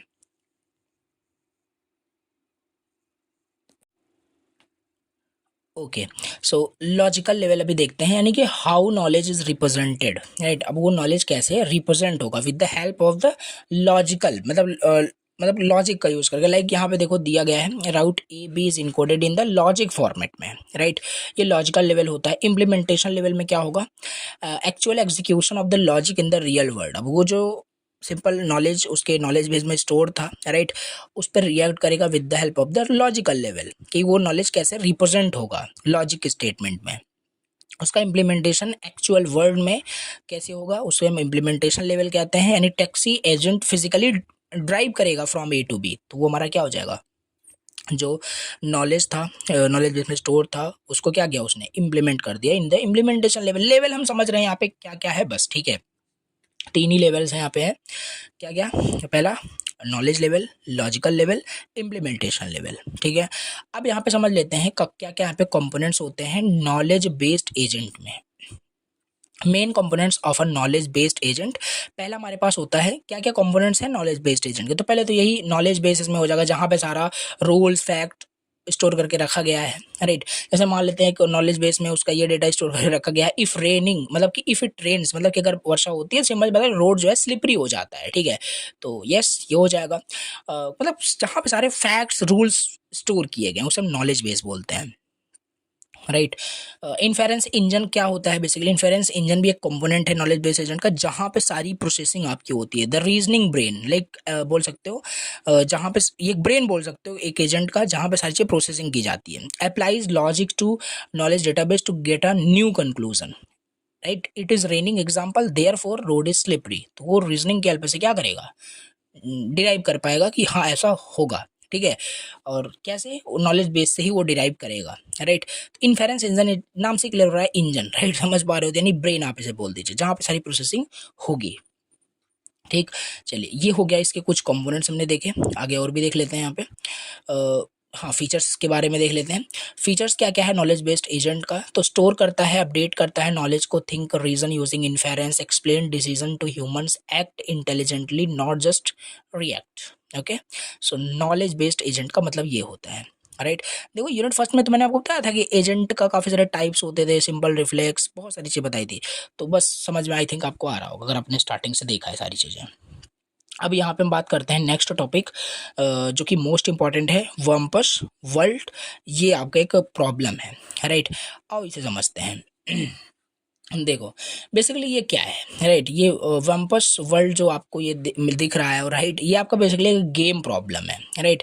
एक ग्रिड बेस्ड आपका एक गेम इन्वायरमेंट है, एक गेमिंग प्रॉब्लम आप इसे बोल सकते हो। थोड़ा फनी टाइप का गेम है और इजी है, ठीक है। देखो लिखा है wumpus world is a grid based game environment, right. The agent और आवर एआई, मतलब कहने का मतलब ना, यहाँ पे हमारा एजेंट है। जैसे यहाँ पे देखो इस फिगर में, डायग्राम में, यहाँ पे हमारा एजेंट है। अब ये बी का मतलब क्या है, और ये पिट्स यहाँ पे दिया हुआ है, यहाँ पे एस यानी अभी देखेंगे ये सब क्या है, राइट। यहाँ पे लिखा भी है, और यहाँ पे एक बोल सकते हो वैम्पस यहाँ पे है, यानी बेसिकली शैतान, बेसिकली जैसे जो हमारे एजेंट को फिनिश कर देगा, राइट। अभी देखो समझ में आएगा सारी चीज़ें। तो ये गेम टाइप का क्या है, देखो बेसिकली इसका मेन लॉजिक, मेन पर्पस क्या है ना, यहाँ पे ये हमारा एजेंट है। हमारे इस एजेंट को क्या करना है, इस पिट्स, पिट्स का मतलब बेसिकली गड्ढा, राइट। इस गड्ढे से क्या करना है, आप बच करके क्या करना है, गड्ढे से बच करके, और इस बेसिकली वैम्पस, वैम्पस का मतलब बेसिकली बोल सकते हो शैतान टाइप का, राइट, शैतानी बोल सकते हो। तो इन सब से बच करके क्या करना है, इस ट्रीजर को क्या करना है, मतलब ले करके अपने उसी प्लेस पे वापस आ जाना है जहाँ से इसने स्टार्ट किया था, ठीक है। तो ये डायग्राम बनाना, तो ऐसा रैंडमली किसी भी, मतलब ग्रिड बेस्ड बस आप यूज़ कर लेना, यहाँ पे कहीं पे भी ये आपको ट्रेजर मेंशन कर देना है, राइट। एग्जैक्टली यही सब हम कॉपी कर सकते हो। तो चलो ठीक है, ये चीज़ आपको समझ में आ रही है कि क्या है, राइट। ये ब्लैक में जो है ये आपका पिट है, मतलब कि गड्ढा है। अगर यहाँ पे ये एजेंट इधर चला जाता है तो गड्ढे में बेसिकली गिर जाएगा, गेम ओवर हो जाएगा, ठीक है। और ये बी करके क्या दिया है, ब्रीज, मतलब कि बोल सकते हो ये आपका एक एयर बोल सकते हो, कोल्ड एयर यहाँ पे, मतलब कि ठंडी हवा यहाँ पे बह रही है, जिससे कि एजेंट को पता चल जाता है कि यहाँ पे क्या है, यहाँ पे ठंडी हवा यहाँ पे बेसिकली बह रही है। तो आसपास जो है गड्ढा टाइप का, यानी कि पिट्स यहाँ पे है, राइट, पिट है, तो इधर वो मूव नहीं करेगा, राइट। और ये एस करके यहाँ पे क्या दिया हुआ है, एस आपका स्टेंच, स्टेंच का मतलब बेसिकली होता है कुछ बदबू टाइप का, राइट। कैसे, अब अगर एस उसके नियर में है तो वो समझ जाएगा कि आसपास जो है वैम्पस है, मतलब कि शैतान है, राइट। तो उस टाइप भी वो क्या करेगा, मूव नहीं करेगा। और ऐसा नहीं ये डायगोनली फिर मूव करके जाके ले लेगा, राइट। ये अप एंड मतलब कि लेफ्ट एंड राइट ही हो सकता है, अभी आगे इसका रूल भी देखेंगे। तो बस यही करना है इसको, इन सबसे बच करके क्या करना है, राइट, इस ट्रेजर को लेकर के वापस उसी प्लेस पे आ जाना है, राइट। ये पूरा इसका कॉन्सेप्ट है, ये पूरी इसकी कहानी है, ये गेम है। अब बताओ आप कैसे करोगे, नॉर्मली भी देखोगे।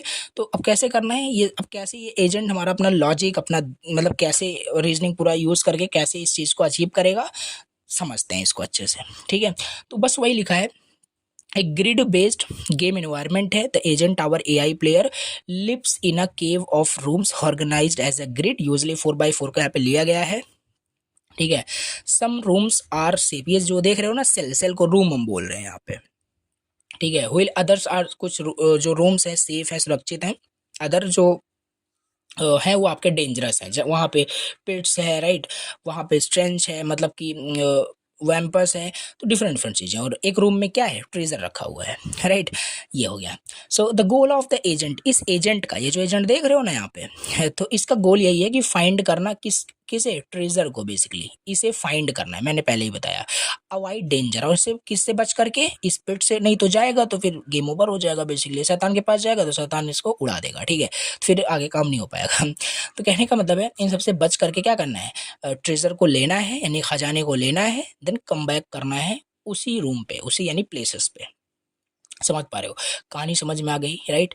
अब आगे यहाँ पे देखते हैं इसका कॉन्सेप्ट और क्या है, कैसे लिखना है एग्जाम में, राइट। चीज़ें समझ में आ गई, ये डायग्राम आपको बनाना है, ये हर एक का मीनिंग यहाँ पे राइट कर देना है। अब इसका देखो एलिमेंट्स क्या क्या यूज़ हो रहे हैं, मैंने आपको पहले बताया, इसमें वैम्पस यूज़ हो रहा है, राइट। वैम्पस का मतलब बोल सकते हो मॉन्स्टर, यानी दैट शैतान टाइप का बोल दो आप, कि जो अगर जिसके पास अगर एजेंट चला जाता है तो उसे किल कर देगा, राइट। अगर उसके रूम में वो चला जाता है जो हमारा एजेंट होता है ट्रेजर फाइंड करने के लिए, अगर उस रूम में वैम्पस पाया जाता है तो वैम्पस हमारे एजेंट को किल कर देगा, बेसिकली गेम ओवर हो जाएगा, राइट। और दूसरा हमारा कंपोनेंट यहाँ पे, यानी सॉरी एलिमेंट जो यूज हो रहा है इस गेम में, वैम्पस वर्ल्ड गेम में, सॉरी देखो यहाँ पे बात करते हैं पिट्स, राइट। पिट्स मीन्स वही मैंने आपको बताया, गड्ढा, यानी कि bottomless holes, if agent falls then game over, तब भी हो जाएगा। एंड थर्ड आपका ट्रेजर यानी गोल्ड सिल्वर कुछ भी बोल सकते हो, समथिंग वेरी वैल्यूएबल, राइट। तो ये चीज़ें treasure that the agent must find, जिसको फाइंड करना है। और एजेंट यानी हमारा एआई प्लेयर जो प्ले कर रहा है अपने रीजनिंग का यूज़ करके अभी वो करेगा, ठीक है। एंड चारों तरफ वहाँ पे वॉल्स है, तो ये कुछ एलिमेंट्स है, तो ऐसे ही लिखना है एग्जाम में आएगा, ठीक है। तो ऐसे ही लिखना है। यहाँ पे ये हो गया आपका, राइट। एलिमेंट्स क्या क्या यहाँ पे यूज हो रहे हैं, कौन कौन से यहाँ पे प्लेयर्स हैं, तो ये राइट कर दिया। अब एक्शंस दैट एजेंट टेक, अब यहाँ पे ये भी ऐसा नहीं जैसे मैंने आपको पहले बताया कि एजेंट जो है ऐसे डायगोनली जा करके इस ट्रेजर को लेकर चले आएगा, नहीं। कुछ रूल है। रूल क्या है कि ये फॉरवर्ड जा सकता है, ये मतलब कि क्या कर सकता है बेसिकली, जो एजेंट है move forward, turn left and right, forward जा सकता है, लेफ्ट जा सकता है, राइट जा सकता है, राइट, डायगोनल नहीं जा सकता। That is the rule. And फिर वो ग्रैब कर सकता है, गोल्ड को पिकअप करेगा, ट्रेजर को पिकअप करेगा, देन शूट करेगा। और हाँ, एक चीज़ मैं आपको बताना भूल गया, और कुछ बताना नहीं, सारी चीज़ मैंने बताई, बस इसके हाथ में जैसे सिंपल सी बात है, इस एजेंट के हाथ में क्या है बेसिकली, एक एरो है, बोल सकते हो बेसिकली, राइट। एक एरो है, और बेसिकली अगर वो वैम्पस के पास जाता है तो वो एजेंट जो है किल कर देगा उस वैम्पस को, समझ पा रहे हो।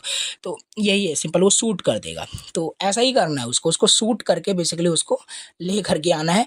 देन क्लाइंब यानी कि exit the cave if at start square. देखो अब इसको थोड़ा और अच्छे से समझते हैं। रूल्स, ये एक्शन समझ में आया, क्या क्या एक्शन ले सकता है। रूल क्या है, एजेंट स्टार्ट एट लोकेशन 1,1, वही यहाँ पे है।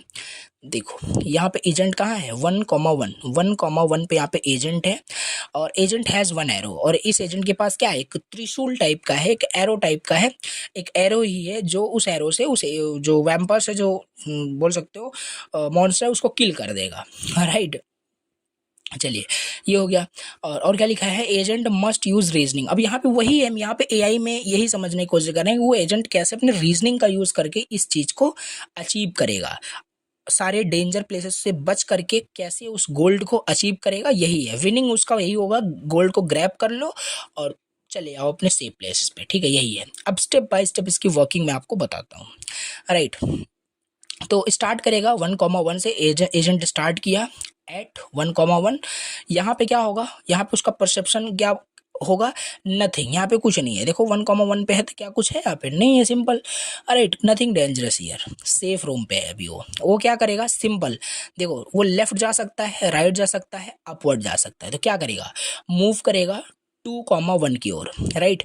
यानी फिर 2,1 की ओर क्या करेगा, 2,1 यानी कहने का मतलब है, समझाने की कोशिश करता हूँ, ये इस टाइप यहाँ पे मूव करेगा। देन फिर इसका परसेप्शन, यहाँ पे परसेप्ट क्या होगा, यहाँ पे स्ट्रेंच, स्ट्रेंच मतलब कि यहाँ पे अब उसको पता चलेगा कि वैम्पस आस पास है। क्यों, क्योंकि स्ट्रेंच मतलब कि वहाँ पे उसको बदबू टाइप आने लगी, यानी उसको पता चल जाएगा कि हाँ मैं इस साइड जा रहा हूँ, यानी यहाँ पे बदबू आना स्टार्ट हो गया, यानी आस पास जो है वैम्पस है, यानी वो शैतान है, ठीक है। तो ये चीज़ है।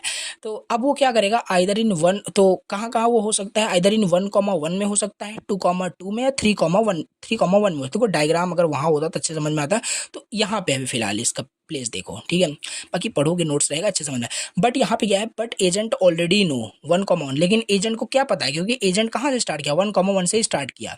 ये अब यहाँ पे आ चुका है, राइट। अब यहाँ पे क्या हुआ कि ये प्लेस तो पहले सेफ है, राइट, तो पहले सेफ है। और ये जो वैम्पस है कहाँ पे, ये 3,1 पे है, ये 3,1 पे है। So but the agent already know 1,1 is safe. So danger कौन कौन सा है, डेंजर आपका 2,2 हो सकता है, 2,2 यानी 2,2 ये वाला प्लेस की बात की जा रही है, और 3,1 ये हो सकता है। और सही बात है, ये वाला आपका डेंजर है, ये डेंजर नहीं है। अब आगे देखो क्या दिमाग लगाएगा, ठीक है। अब इसके बाद मूव करेगा 1,2 पे, राइट। अब ये मूव करेगा 1,2 पे, सॉरी 1,2 पे मूव करेगा, यहाँ पे था। अब ये मूव करेगा 1,2 पे मूव करेगा, फिर उसको क्या मिलेगा, ब्रीज मिलेगा बेसिकली, राइट। ये यहाँ पे आ जाएगा, राइट। अब उसको यहाँ पे मिलेगा ब्रीज, मतलब कि यहाँ पे उसको अब पिट्स का सामना उससे उसको होगा बेसिकली। तो यानी उसको फिर रियलाइज होगा बेसिकली, परसेप्शन उसका क्या होगा कि पिट आस पास है, ठीक है।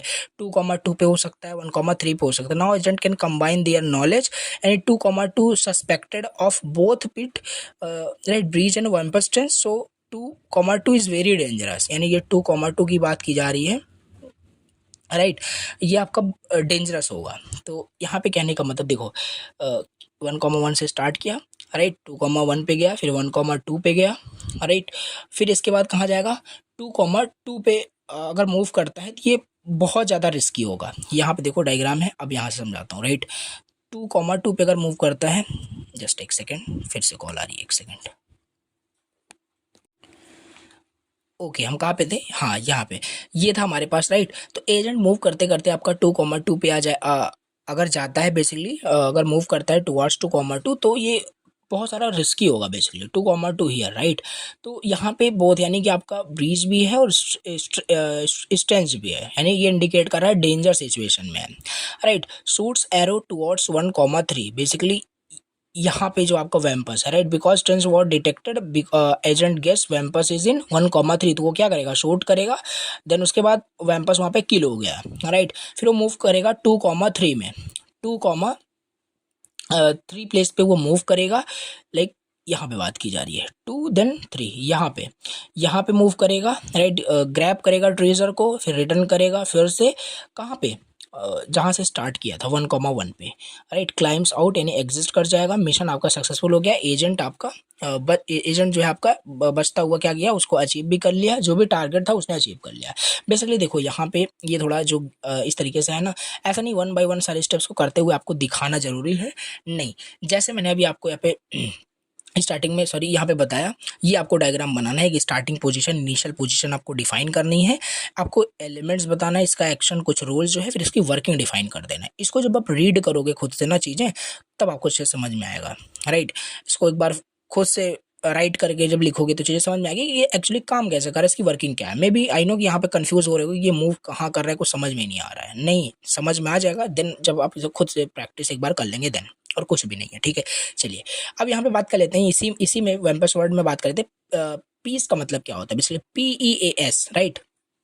इसका मतलब क्या होता है, देखो, PEAS description of wumpus world, मतलब इसका मतलब होता है, P का स्टैंड फॉर परफॉर्मेंस, राइट, और परफॉर्मेंस मेजर, पी का मतलब performance measure, then environment, then actuator, then sensor, इन सब का measurement, performance, environment, actuator, sensor का measurement. It describe how an agent interacts with the wumpus world, मतलब कहने का मतलब है, ये हमारा डिस्क्राइब करता है कि एजेंट कैसे इंटरेक्ट कर रहा है वैम्पर्स वर्ल्ड के साथ, ठीक है। तो परफॉर्मेंस मेजर में देखो, how success failure is just, कैसे पता चलेगा कि मतलब कि जो गेम है वो विन हो गया या लॉस हो गया, यानी कि सक्सेस हुआ कि फेल हुआ, ठीक है। अगर agent gets the gold and return safely, अगर वो सेफली आ जाता है तो उसे 1,000 प्लस पॉइंट उसे मिल जाएगा। लेकिन अगर एजेंट मतलब डाई हो जाता है या पिट में गिर जाता है या ईटन बाई वैम्पस हो जाता है तो -1,000 हो जाएगा, right. For every move to minimize अगर अननेसेसरी मूव होता है वहाँ पे तो -1 पॉइंट कम हो जाएगा, right. If agent uses an, अगर एरो का यूज करता है तब भी वहाँ पे, क्यों, क्योंकि रिसोर्स को वेस्ट करेगा तो -10 का उसको पेनाल्टी देना होगा। कहने का मतलब गोल यही है, परफॉर्मेंस तब हम मेजर करेंगे कि सक्सेस हुआ, मैक्सिमम स्कोर अगर वो अचीव कर पाता है देन। दूसरा यहाँ पे इन्वायरमेंट की बात करें, where the agent operates, simple 4x4 का ग्रिड में हम उसे यूज कर रहे हैं, तो बस वही आपका एक इन्वायरमेंट है, राइट। उसकी पोजीशन दिखाना कि कहाँ से स्टार्ट किया, कहाँ पे आपका वैम्पर्स है, कहाँ पे पिट्स है, तो उन सब की यहाँ पे आपको पोजीशंस बता देनी, वो एक इन्वायरमेंट हो जाएगा बेसिकली, ठीक है। तो यही सब है, PEAS का कंप्लीट यहाँ पे हम समझ रहे हैं क्या मतलब है, राइट। फिर एक्चुएटर्स में what the agents can do, अब उसका मतलब कि एजेंट क्या क्या कर सकता है, ये सब देखो पहले ही मैंने आपको बता दिया, लेकिन इस तरीके से पूछ सकता है कि PEAS डिस्क्रिप्शन क्या है, ये वही actions agent that can take, तो वही है एक्चुएटर्स क्या क्या एजेंट कर सकता है, फॉरवर्ड जा सकता है, लेफ्ट राइट शूट कर सकता है, ग्रैब कर सकता है, रिलीज कर सकता है। सेंसर का मतलब what the agent can sense, यानी कि एजेंट क्या क्या सेंस कर सकता है, ब्रीच को, स्टेंच को, ग्लिटर को, राइट, यानी ट्रेजर को, स्क्रीम, बम्प को, इन सबको वो सेंस कर सकता है, ठीक। तो एजेंट कैसे ऑपरेट कर रहा है, विद पीस परसेप्शन, यानी कलेक्ट सेंसरी इनपुट, यानी ब्रीज, स्ट्रेंच, ग्लिटर, बम्प, इन सब की हेल्प से क्या कर रहा है, इन सब की हेल्प से ही वो क्या कर रहा है, डिसाइड कर रहा है क्या कैसे कहाँ पे मूव करना है। इन्फेरेंस में अपना लॉजिक वो यूज कर रहा है to guess location of hazards या गोल्ड, प्लान कर रहा है, देन एक्शन कर रहा है, देन रिपीट कर रहा है उसी साइकिल को, ऐसा कुछ काम कर रहा है आपका, ठीक है। ओके, अभी यहाँ पे हमारा नेक्स्ट टॉपिक है logic programming using Prolog, right, ये नेक्स्ट टॉपिक है और इसे समझ लेते हैं। तो लॉजिक प्रोग्रामिंग यूजिंग प्रोलॉग का मतलब क्या होता है, राइट। तो पहले तो लॉजिक प्रोग्रामिंग का मतलब यहाँ पे समझना पड़ेगा कि लॉजिक प्रोग्रामिंग आपका क्या होता है। नाम से नहीं क्लियर हो रहा है, लॉजिक प्रोग्रामिंग मतलब अब प्रोग्रामिंग मतलब logic programming is a way of programming that is based on the logic and reasoning. ऐसी प्रोग्रामिंग जो लॉजिक एंड रीजनिंग पे बेस्ड हो उसे ही हम लॉजिक प्रोग्रामिंग कहते हैं। Not step by step instruction, वो आपकी प्रोग्रामिंग नहीं है, वो तो प्रोग्रामिंग होती है, लेकिन लॉजिक प्रोग्रामिंग आपका वो होगा जो लॉजिक एंड रीजनिंग पे बेस्ड है, राइट। अच्छा, जैसे यहाँ पे instead of telling the computer how to do something, we tell it what is true and let it figure out the answer. It is based on mathematical logic, mainly first order logic, right. कुछ हो गया ऐसे आपने programming questions आपने solve किया होगा, तो वो एक लॉजिकल रीजनिंग के लॉजिक प्रोग्रामिंग ही वो होती है, जहाँ पे अपना लॉजिक आप लगा रहे होते हो उस क्वेश्चन को सॉल्व करने के लिए, बड़े बड़े प्रॉब्लम को सॉल्व करने के लिए। सो एक बेस्ड होता है मैथमेटिकल लॉजिक पे बेसिकली, राइट। ये हो गया। तो इस ऐसा नहीं कि आप स्टेप बाय स्टेप इंस्ट्रक्शन कोई राइट करो उसे हम लॉजिक प्रोग्रामिंग कह रहे हैं। लॉजिक प्रोग्रामिंग का मतलब है is a way of programming that is based on logic and reasoning, not a step by step instruction. Here is the example, just you can read, right। चलिए, ये हो गया हमारे पास लॉजिक प्रोग्रामिंग समझ में आ गया। नाउ लॉजिक प्रोग्रामिंग हम using prologue. तो प्रोलॉग का मतलब क्या होता है, राइट। प्रोलॉग ये एक शॉर्ट फॉर्म है, राइट। शॉर्ट फॉर्म भी नहीं बट लिया गया है ये वर्ड, लाइक प्रोग्रामिंग से प्रो लिया गया है, राइट, और लॉजिक से लॉग ले लिया गया है। तो प्रोग्रामिंग इन लॉजिक इसका फुल फॉर्म होता है। प्रोलॉग का मतलब programming in logic. It is the most popular logic programming language, right. Works on the principle of facts rules and queries, इस पे बेस्ड आपका ये होता है, इसे हम प्रोलॉग बोलते हैं। अब इस प्रोलॉग के काफ़ी सारे की कॉन्सेप्ट होते हैं, इसे समझ लेते हैं। पहला facts. Facts tell what is true in the system. Fact हमें बताता है कि क्या ट्रू है क्या ट्रू नहीं है। लाइक पेरेंट जॉन मैरी, मतलब John is a parent of Mary, या Mary is a parent of ANN, right. ऐसा तो ये फैक्ट है। फैक्ट हमें बताता है कि क्या ट्रू है क्या ट्रू नहीं है, राइट। अच्छा जी, ये हो गया। इसके बाद हमारे पास है rules, right. Rules describe relationship using logic, like grandfather X comma Z. कहने का मतलब है इफ एक्स, देखो यहाँ पे, if X is parent of Y and Y is a parent of Z, then you can say, you can derive by the rule X is the grandparent of Z, X is a grandparent of Z, right. तो ये rule होता है, right. देखो इस चीज़ आपको points याद रखना है, देन बता सकते हो, एक्सप्लेन आप कर सकते हो, ठीक है। तो प्रोलॉग हमने यहाँ पे समझा क्या होता है, इसका कॉन्सेप्ट आगे अभी और है, राइट। क्वेरीज, यानी we ask Prolog questions and it tries to prove them true using facts and rule. यानी हम यहाँ पे कुछ क्वेरी करेंगे और उसे ट्राई किया जाएगा प्रूव उसे, मतलब it tries to prove them true, statement को बेसिकली उस क्वेरी को ट्रू प्रूव करने के लिए यहाँ पे ट्राई किया जाता है using facts and some rules, कुछ इस तरीके से, राइट। ऐसे, ओके। सो यस, बेसिकली ये स्टेटमेंट आपका क्या होगा, इस तरीके से ये क्वेरीज आपकी रेडी की जाएगी। Like grand parent John of ANN, मतलब यहाँ पे क्या था, ये प्रीवियस से ही रिलेटेड है, मतलब because John implication Mary and Mary implication मतलब ANN, इसको समझना पड़ेगा। यहाँ से देखो, यहाँ पे क्या था, John is a parent of Mary, Mary is a parent of ANN, right. So that grandparent हमारा हो जाएगा John, John is a grandparent of ANN। समझ पा रहे हो, ये है, ठीक है, समझ में आ रहा होगा। अब कैसे आपका प्रोलॉग काम करता है ये यहाँ पे समझ लेते हैं। How Prolog works, execution style क्या है। Prolog uses a reasoning methods, जिसे हम बैक ट्रैकिंग कहते हैं, राइट। प्रोलॉग यूज करता है reasoning method, basically programming in logic में हम बैक ट्रैकिंग की हेल्प से ही रीजनिंग कर पाते हैं, राइट, सॉल्व कर पाते हैं। स्टार्ट विद अ क्वेरी, हम यहाँ पे क्वेरी से स्टार्ट करेंगे। Match query with facts and rules, जो क्वेरी है उसे हम फैक्ट्स एंड रूल से क्या करेंगे, मैच करेंगे। If match found then success, otherwise try another possibilities, यानी बैक ट्रैक करके अनदर पॉसिबिलिटीज हो सकती है। Example, if you ask, like if you ask like parent, like parent of, यानी John is a parent of ANN, तो Prolog check करेगा इस fact को। डज नॉट फाइंड पेरेंट, अगर ऐसा नहीं मिलता है जॉन, अगर ऐसा नहीं है John is a parent of ANN नहीं है, देन और आ जाएगा क्या, नो आ जाएगा आंसर। लेकिन इफ ही फाउंड कि yes John is a parent of ANN, then answer yes हो जाएगा। ये प्रोलॉग इस तरीके से काम करता है, ठीक। अगेन मैं आपको बताता हूँ, देखो ये प्रोलॉग का मतलब बेसिकली ये है, एक तरीके का, एक बोल सकते हो लॉजिक प्रोग्रामिंग लैंग्वेज ही होता है, राइट, राइट। प्रोग्रामिंग में लॉजिक का यूज़ करना, राइट, सम फैक्ट रूल्स सम क्वेरी, इन सब का यूज़ करके प्रोग्रामिंग राइट करना, ये हमारा होता है पे प्रोलॉग, राइट। चलिए, इसके कुछ कॉन्सेप्ट, कुछ की पॉइंट्स थे, फैक्ट्स, रूल्स, यही सब तो यूज़ करके हम वहाँ पे क्या करेंगे, प्रोग्रामिंग वहाँ पे राइट करेंगे, राइट। लॉजिक प्रोग्रामिंग लैंग्वेज यही होता है बेसिकली। अच्छा, कैसे काम करता है ये भी हमने देखा। अब इसके कुछ एप्लीकेशंस भी होते हैं। एआई में तो यूज़ हो ही रहा है प्रोलॉग का, expert system, medical diagnosis, legal reasoning में यूज़ होता है, natural language processing, chatbots, grammar checking, इन सब में यूज़ होता है। Problem solving, puzzle games like sudoku, wumpus world में भी आपका यूज़ हो रहा है। लाइक लॉजिक प्रोग्रामिंग लैंग्वेज जो होता है, नॉलेज रिप्रेजेंटेशन, रोबोटिक्स में यूज़ होता है। ओके, अब यहाँ पे नेक्स्ट टॉपिक डिस्कस कर लेते हैं, फॉरवर्ड चैनिंग एंड बैकवर्ड चैनिंग क्या होता है। ये काफ़ी इंपॉर्टेंट है, इसे अच्छे से समझ लेना। तो चलो इसे डिस्कस कर लेते हैं। अब यहाँ पे चलो समझते हैं फॉरवर्ड चैनिंग क्या होता है, बैकवर्ड चैनिंग क्या होता है, राइट। 2-3 टॉपिक बचे हैं, बहुत अच्छे जल्दी से कवर करते हैं। तो यहाँ पे आता है कि फॉरवर्ड चैनिंग का मतलब क्या होता है। देखो, नाम से क्लियर हो रहा है, फॉरवर्ड चैनिंग, या बोल सकते हो डेटा ड्रिवन। मतलब एक वर्ड में बताता हूँ, आपको फैक्ट दिया होगा, राइट, आपको स्टेटमेंट दिया होगा, आपको फैक्ट दिया होगा, उससे क्या करना, कंक्लूजन को डिराइव करना है, राइट। आपके पास कोई एक स्टेटमेंट है और उस स्टेटमेंट का यूज़ करके आपको कंक्लूजन को वहाँ पे क्या करना है, डिराइव करना है, राइट।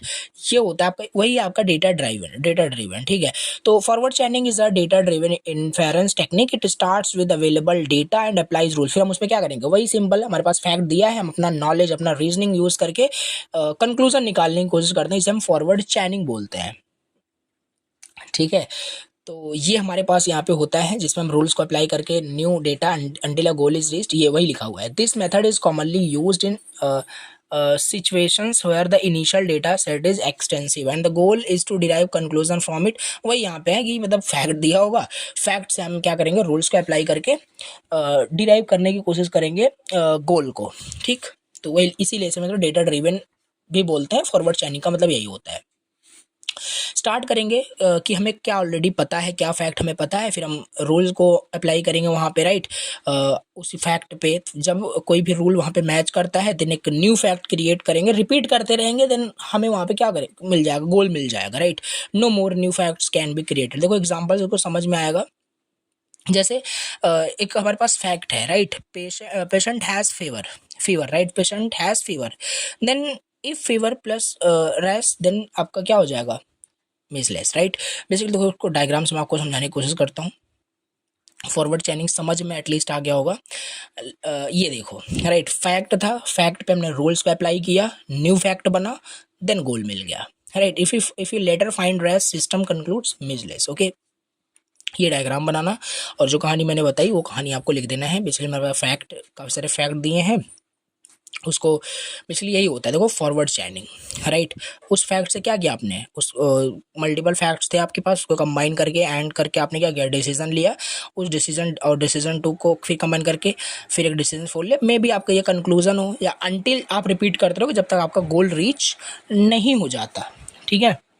तो ये होता है आपका फॉरवर्ड चैनिंग, समझ पा रहे हो। अब इस तरीके से आपका बैकवर्ड चैनिंग भी होता है। हाँ, बैकवर्ड चैनिंग क्या है, गोल ड्रिवन हो जाएगा, right. Goal driven, backward chaining is goal driven inference. I think ये उल्टा हो गया क्या, नहीं, उल्टा नहीं हो गया। यहाँ पे डेटा ड्रिवन का मतलब यही है कि हमारे पास डेटा दिया होगा, हम डेटा से क्या करते हैं, गोल, यानी हम जो कंक्लूजन है उसको निकालने की कोशिश करते हैं। लेकिन यहाँ पे उल्टा है, यहाँ पे हमारे पास गोल दिया होगा, हमारे पास कंक्लूजन दिया होगा, हमारे पास गोल दिया होगा, हम गोल से डेटा निकालने की कोशिश करेंगे। लाइक इस तरीके से देखो, अरे ये उल्टा हो गया पूरा एरो, राइट। अब डिसीजन हमारे पास कंक्लूजन मान लेते हैं, राइट, था पहले से।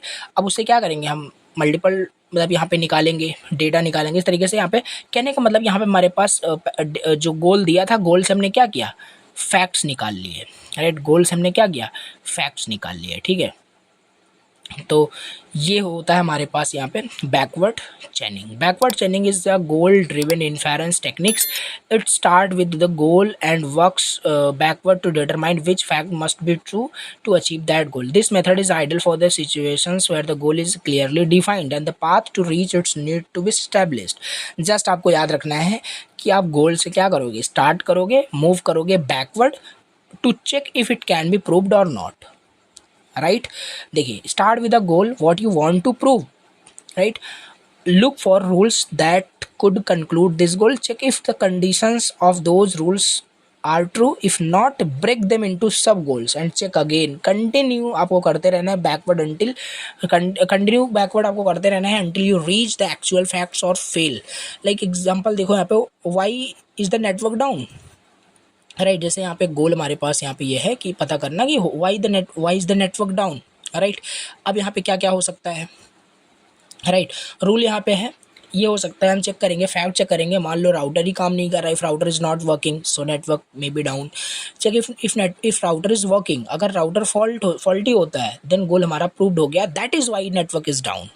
अगर राउटर हमारा ठीक है तो फिर भैया अदर कोई रूल वहाँ पे फाइंड करो, राउटर सही काम कर रहा है तो कोई और दिक्कत है। समझ पा रहे हो कि नहीं, जो गोल था हम गोल को क्या किए, प्रूफ किए बेसिकली। यहाँ पे वही लिखा है गोल प्रूवन, यानी कि जो गोल था उसको प्रूफ करना कि हाँ ऐसा क्यों ऐसा है बेसिकली, ठीक है। तो गोल था हमारे पास, उस पर हम रूल्स अप्लाई किए, फैक्ट्स को चेक किए, सब गोल्स बनाए, देन हमारे पास फैक्ट्स आ गए, ठीक है। तो डायग्राम इस तरीके से आपको बना देना है और ये एग्जाम्पल समझ में आ गया होगा, ठीक है। फॉरवर्ड चैनिंग बैकवर्ड चैनिंग में डिफरेंस क्या है, बेसिकली ड्रिवन बाय डेटा से हम इसे ड्राइव करते हैं, इसे गोल से ड्राइव करते हैं। Start from facts, start from goals, best for situation with lots of data, want to explore all possible outcomes, specific problems where the goal is already known. Example medical diagnosis, right, में use होता है, finding all possible disease. Forward chaining इसे हम बोल सकते हैं। ये troubleshooting का एग्जाम्पल आप राइट कर सकते हो, finding why something failed, right. जैसे कुछ आप यूज़ कर रहे हो, अगर वहाँ पे कुछ फेल हो जाता है, राइट, उसको ट्रबल शूट करते हो कि ऐसा हुआ क्यों, तो एक बैकवर्ड चैनिंग का एग्जांपल वहाँ पे है, ठीक है। यस, अभी यहाँ पे हम बात करते हैं नेक्स्ट, ये हो गया नेक्स्ट टॉपिक, रिजोल्यूशन एल्गोरिदम क्या होता है, what is resolution algorithm, right. मैंने आपको बताया था ना कि आगे टॉपिक आएगा, समझेंगे, राइट। रेजोल्यूशन रूल जो आया था वहाँ पे कंपोनेंट्स में, यहाँ पे बात करते हैं रेजोल्यूशन एल्गोरिदम क्या होता है। बेसिकली ये आपका रेजोल्यूशन आपका एक मेथड है, राइट, आर्टिफिशियल इंटेलिजेंस में जो यूज़ होता है लॉजिकल रीजनिंग के लिए। It is a method in artificial intelligence that is used for the logical reasoning, right. It helps us check whether a given statement can be proven true using known facts or not. Basically ये resolution algorithm हमें basically ये आपका logical reasoning में use होता है, इसको हम use करते हैं ताकि जो given statement है उसे हम प्रूव कर सकें कि वो true है by using knowledge base, right, by using some known facts, right. ये हो गया। तो लाइक सिंपल वर्ड में समझने की कोशिश करो, it's like solving a puzzle by combining small logical pieces until we either find a contradiction mean the statement is proved, और मे बी कोई कंट्राडिक्शन नहीं है, no contradiction mean the statement can not be proved. इसका algorithm होता है, right. देखो यहाँ पे एल्गोरिदम आपको ऐसे ही राइट करना है स्टेप वाइज में, और ये इंपॉर्टेंट है, मार्क कर लेना, पूछा जाता है 7 मार्क्स के अंदर। सो कैसे काम करता है, स्टेप 1 में कन्वर्ट करेंगे स्टेटमेंट को basically CNF conjunctive normal form में, राइट। CNF का मतलब बेसिकली क्या होता है पहले समझो, स्टेटमेंट रिटन एज एंड और एंड ऑफ ऑर्स के फॉर्मेट में। लाइक स्टेटमेंट हमारे पास है, if it is raining then the ground is wet, these are the statement basically. इसको हम क्या करेंगे, CNF में कन्वर्ट करेंगे। तो लॉजिक क्या है, रेनिंग इम्प्लीकेशन वेट, ये है, अगर रेनिंग होती है नहीं वेट होगा, ठीक है। ये हमारा बताया कि लॉजिक निकल के आ रहा है। CNF फॉर्म इसका क्या होगा, राइट, रेनिंग का निगेशन और वेट, राइट, ये CNF फॉर्म है। मतलब इसे देखो हमने एंड और के फॉर्मेट में क्या कर दिया, एंड या और के फॉर्मेट में हमने रिप्रेजेंट कर दिया, इसे हम CNF बोलते हैं, राइट। ये होता है आपका। अच्छा, ये हो गया। इसके बाद अप्लाई करेंगे रिजोल्यूशन रूल। रिजोल्यूशन रूल क्या कहता है, इफ़ वी हैव A और B, or you can say A negate or C, we can combine them into B or C by removing A and not A, right. ये this help simplify big problem step by step. फिर हम इसी process को repeat करते रहेंगे, ये जो rule है इसी को चेक करते करते देन क्या होगा, 2 पॉसिबल रिजल्ट आ सकता है, या तो कॉन्ट्राडिक्शन होगा या तो नो कॉन्ट्राडिक्शन होगा, राइट। ये होता है हमारे पास resolution algorithm, resolution algorithm, right. ये जैसे यहाँ पे बताया था कि मतलब 2 ही पॉसिबल यहाँ पे केसेस निकल के आते हैं, जब तक आप इसे उस पर रूल अप्लाई करते रहोगे, या तो वो क्या होगा, प्रूव्ड हो जाएगा, या तो प्रूव्ड नहीं होगा, ठीक है। ये देखो एग्जाम्पल यहाँ पे दिया हुआ है और इसके स्टेप्स दिए हुए हैं, इसे प्लीज़ रीड करना, ठीक है। अब यहाँ पे लास्ट टॉपिक डिस्कस कर लेते हैं, ऑन्टोलॉजीज क्या होता है और ऑन्टोलॉजिकल रीजनिंग एंड इंजीनियरिंग, ये सब क्या है, लास्ट टॉपिक है, इसे चलो जल्दी से यहाँ पे देख लेते हैं। देखो ऑन्टोलॉजी का मतलब क्या होता है, राइट। ऑन्टोलॉजी को आप एज अ डिक्शनरी समझो जहाँ पे सारी नॉलेज क्या है, डिफाइन है। Ontology is like a map of knowledge that tells us what kinds of things exist in a domain, what properties they have, what they are related. Like मैं आपको एक एग्जांपल दूंगा, ठीक है, ऑन्टोलॉजी समझाने के लिए। लाइक आपने कोई बॉलीवुड मूवी आपने देखा होगा, ठीक है, for an example I am also in, मैंने एग्जांपल भी यहाँ पे बॉलीवुड मूवी का ही लिया है, बाकी कोई भी राइट कर सकते हो एग्जाम में, कोई दिक्कत नहीं। आपने मूवी देखा होगा, आपने कोई भी बॉलीवुड मूवी के और एग्जांपल ले लेते हैं, राजा हिंदुस्तानी आपने मूवी देखा होगा, राइट। सो राइट, तो बेसिकली कहने का मतलब है उसमें what's kinds of things exist in a domain, like movies, right. Movies है आपका, बॉलीवुड मूवी है, उसमें एक्टर्स कौन कौन है, स्क्रिप्ट कौन कौन है, मतलब सारी चीज़ें उसके बारे में, सारी चीज़ें क्या की गई है, डिफाइन की गई है, राइट। उसे हम ऑन्टोलॉजी कह रहे हैं, मतलब वो किस कैटेगरी का है, ड्रामेटिक है, रोमांटिक है, क्या है, right. So categories plus properties plus relationship that helps computer understand meaning not just words, right. तो ये ऑन्टोलॉजी होता है basically. Ontology is nothing but a map of knowledge, right. उसमें सारे मतलब नॉलेज डिफाइन है कि वो स्क्रिप्ट किसने लिखी, एक्टर कौन कौन से, भी बहुत अच्छे समझ में आ जाएगा, right. What properties actually they have, 2 घंटे का मूवी है, कितने एज के एक्टर्स वहाँ पे हैं, राइट, रेटिंग क्या है, ब्लॉकबस्टर है, क्या है क्या नहीं, सब कुछ वहाँ पे डिफाइन होता है। इसलिए मैंने स्टडी बता दिया, इसे अज्यूम कर लो डिक्शनरी में, क्योंकि सारे वर्ड्स की मीनिंग होती है। उसी तरीके से यहाँ पे भी हमारे पास ऑन्टोलॉजी दिया हुआ है, how they are related, right. Ontology मतलब category plus properties plus relationship that helps computer understand meaning not just word, right? Okay. Ontology means creating a structured map of knowledge where we identify things, their groups, their properties and their relationship, right? Just a second, connect कर लेते हैं, otherwise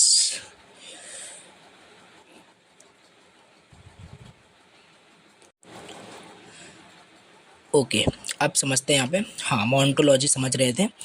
देखो okay, ontology का मतलब यहाँ पे मैंने आपको समझा दिया कि बेसिकली मैप ऑफ नॉलेज, जो सारी चीज़ें वो क्या कर रहा है, स्टोर करके रखा हुआ है basically, right. About like categories, property, the relationship that helps computer understand meaning not just word. Ontology means creating a structured map of knowledge where we identify things, वही ना कि ये क्या कर रहा है, ऑन्टोलॉजी मतलब क्रिएट करने के स्ट्रक्चर्ड मैप ऑफ नॉलेज, जहाँ पे हम आइडेंटिफाई कर सके चीज़ों को, उनके ग्रुप्स को, उनके प्रॉपर्टीज, उनके रिलेशनशिप को, यही होता है। जैसे think of ontology smart organization organizing systems for knowledge, just as a library uses categories to organize books. हाँ, जैसे लाइब्रेरी के अंदर डिफरेंट सेल्फ में आप देखते हो बुक्स रखे होते हैं, fiction, non fiction, science, history, अलग अलग कैटेगरीज की बुक्स, ओके। उसी तरीके से ऑन्टोलॉजी क्रिएट करता है structured way to organize to organize information, enabling computers and people to understand it more effectively, right. तो जिससे क्या होगा, मतलब कहने का मतलब ये, अब इतना इस लाइन से देखो क्लियर और अच्छे से हो गया होगा। ऑन्टोलॉजी क्रिएट करता है कि structured way to organize information, enabling computer and people to understand it more effectively, right, ताकि हम अच्छे से समझ पाएँ। जैसे कोई मूवी का हम एग्जांपल लेते हैं, कोई मूवी बनाई गई, राइट, तो वहाँ पे ऑन्टोलॉजी यही करेगा कि एक स्ट्रक्चर्ड एक डॉक्यूमेंट होगा जहाँ पे सारी इन्फॉर्मेशन ऑर्गेनाइज की जा रही होगी कि स्क्रिप्ट किसने लिखा, एक्टर्स कौन कौन से थे, सारी चीज़ें वहाँ पे होगी, कितनी अर्निंग हुई, सारी चीज़ें। Instead of just throwing information into random buckets, no, ontology define how it different pieces of information connect, they are likely creating a family tree but for the ideas and concept। ये होता है आपका ontology, right. कुछ नहीं समझ में आ रहा हो, जस्ट आपको याद रखना है ऑन्टोलॉजी बस एक स्ट्रक्चर्ड एक तरीका है जिससे इन्फॉर्मेशन को हम ऑर्गेनाइज कर पाते हैं, इकट्ठा कर पाते हैं, एक मैप ऑफ नॉलेज बना पाते हैं, जिससे कि और अच्छे से मुझे इफेक्टिवली बाद में उसे समझ पा रहे हो या कंप्यूटर से अंडरस्टैंड कर पा रहा हो, राइट। इस तरीके से देखो, अब इस सिंपल एग्जांपल से मैं आपको बताऊंगा। मूवीज़ का एग्जांपल यहाँ पे लिया गया है। Imagine you are building a database about movies. आप मान लो एक ऑन्टोलॉजी बना रहे हो। ऑन्टोलॉजी का मतलब वही डेटाबेस जहाँ पे सारी चीज़ें ऑर्गेनाइज होगी, इन्फॉर्मेशन ऑर्गेनाइज होगा। So ontology would help you logically organise all the movie information, like कोई भी चीज़ हो गई, राइट, उसके बारे में, लाइक यहाँ पे मान सकते हैं कोई भी चीज़ हो सकती है, लाइक मूवी, पर्सन, स्क्रिप्ट।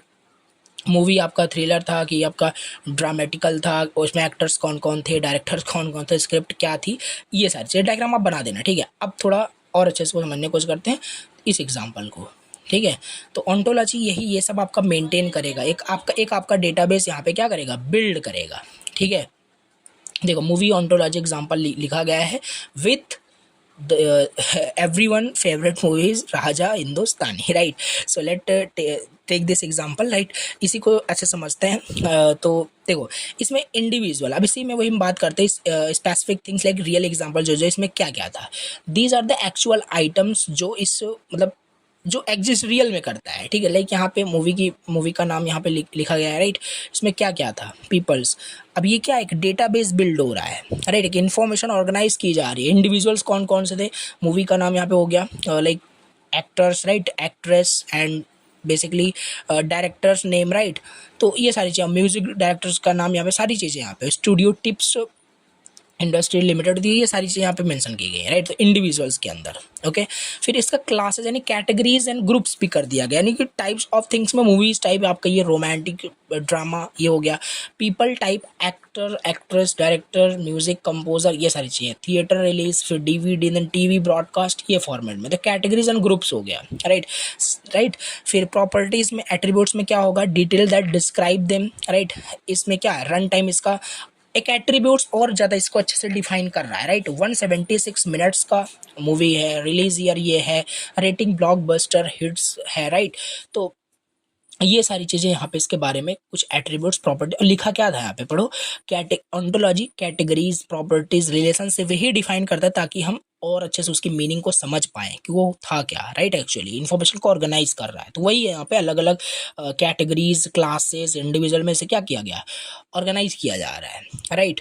अच्छा, तो यहाँ पे वही लिखा हुआ है। और रिलेशनशिप क्या है, connections, how things link together, right, how they are connected, like Aamir Khan acted in like, right. ये हो गया, ये ऐसे ये भी जो है acted in basically in this movie, right. और directed basically Dharmesh Darshan is the director who is directed this movie basically, right. तो अलग अलग इस तरीके से इनका रिलेशनशिप यहाँ पे बताया जा रहा है, right. Why this is an ontology, ये जो एग्जाम्पल हम मतलब लेके चल रहे हैं, ये क्यों ऑन्टोलॉजी है, क्यों, क्योंकि इसमें भैया थिंग्स को हम आइडेंटिफाई कर रहे हैं, इंडिविजुअल को आइडेंटिफाई कर रहे हैं कि हाँ ये मूवी है, ये एक्टर्स हैं इसमें, इसको ग्रुप कर रहे हैं कैटेगरीज क्लासेस के अंदर, ठीक है। गिविंग डिटेल्स प्रॉपर्टीज सारी चीज़ दिया जा रहा है, मेंशन किया जा रहा है।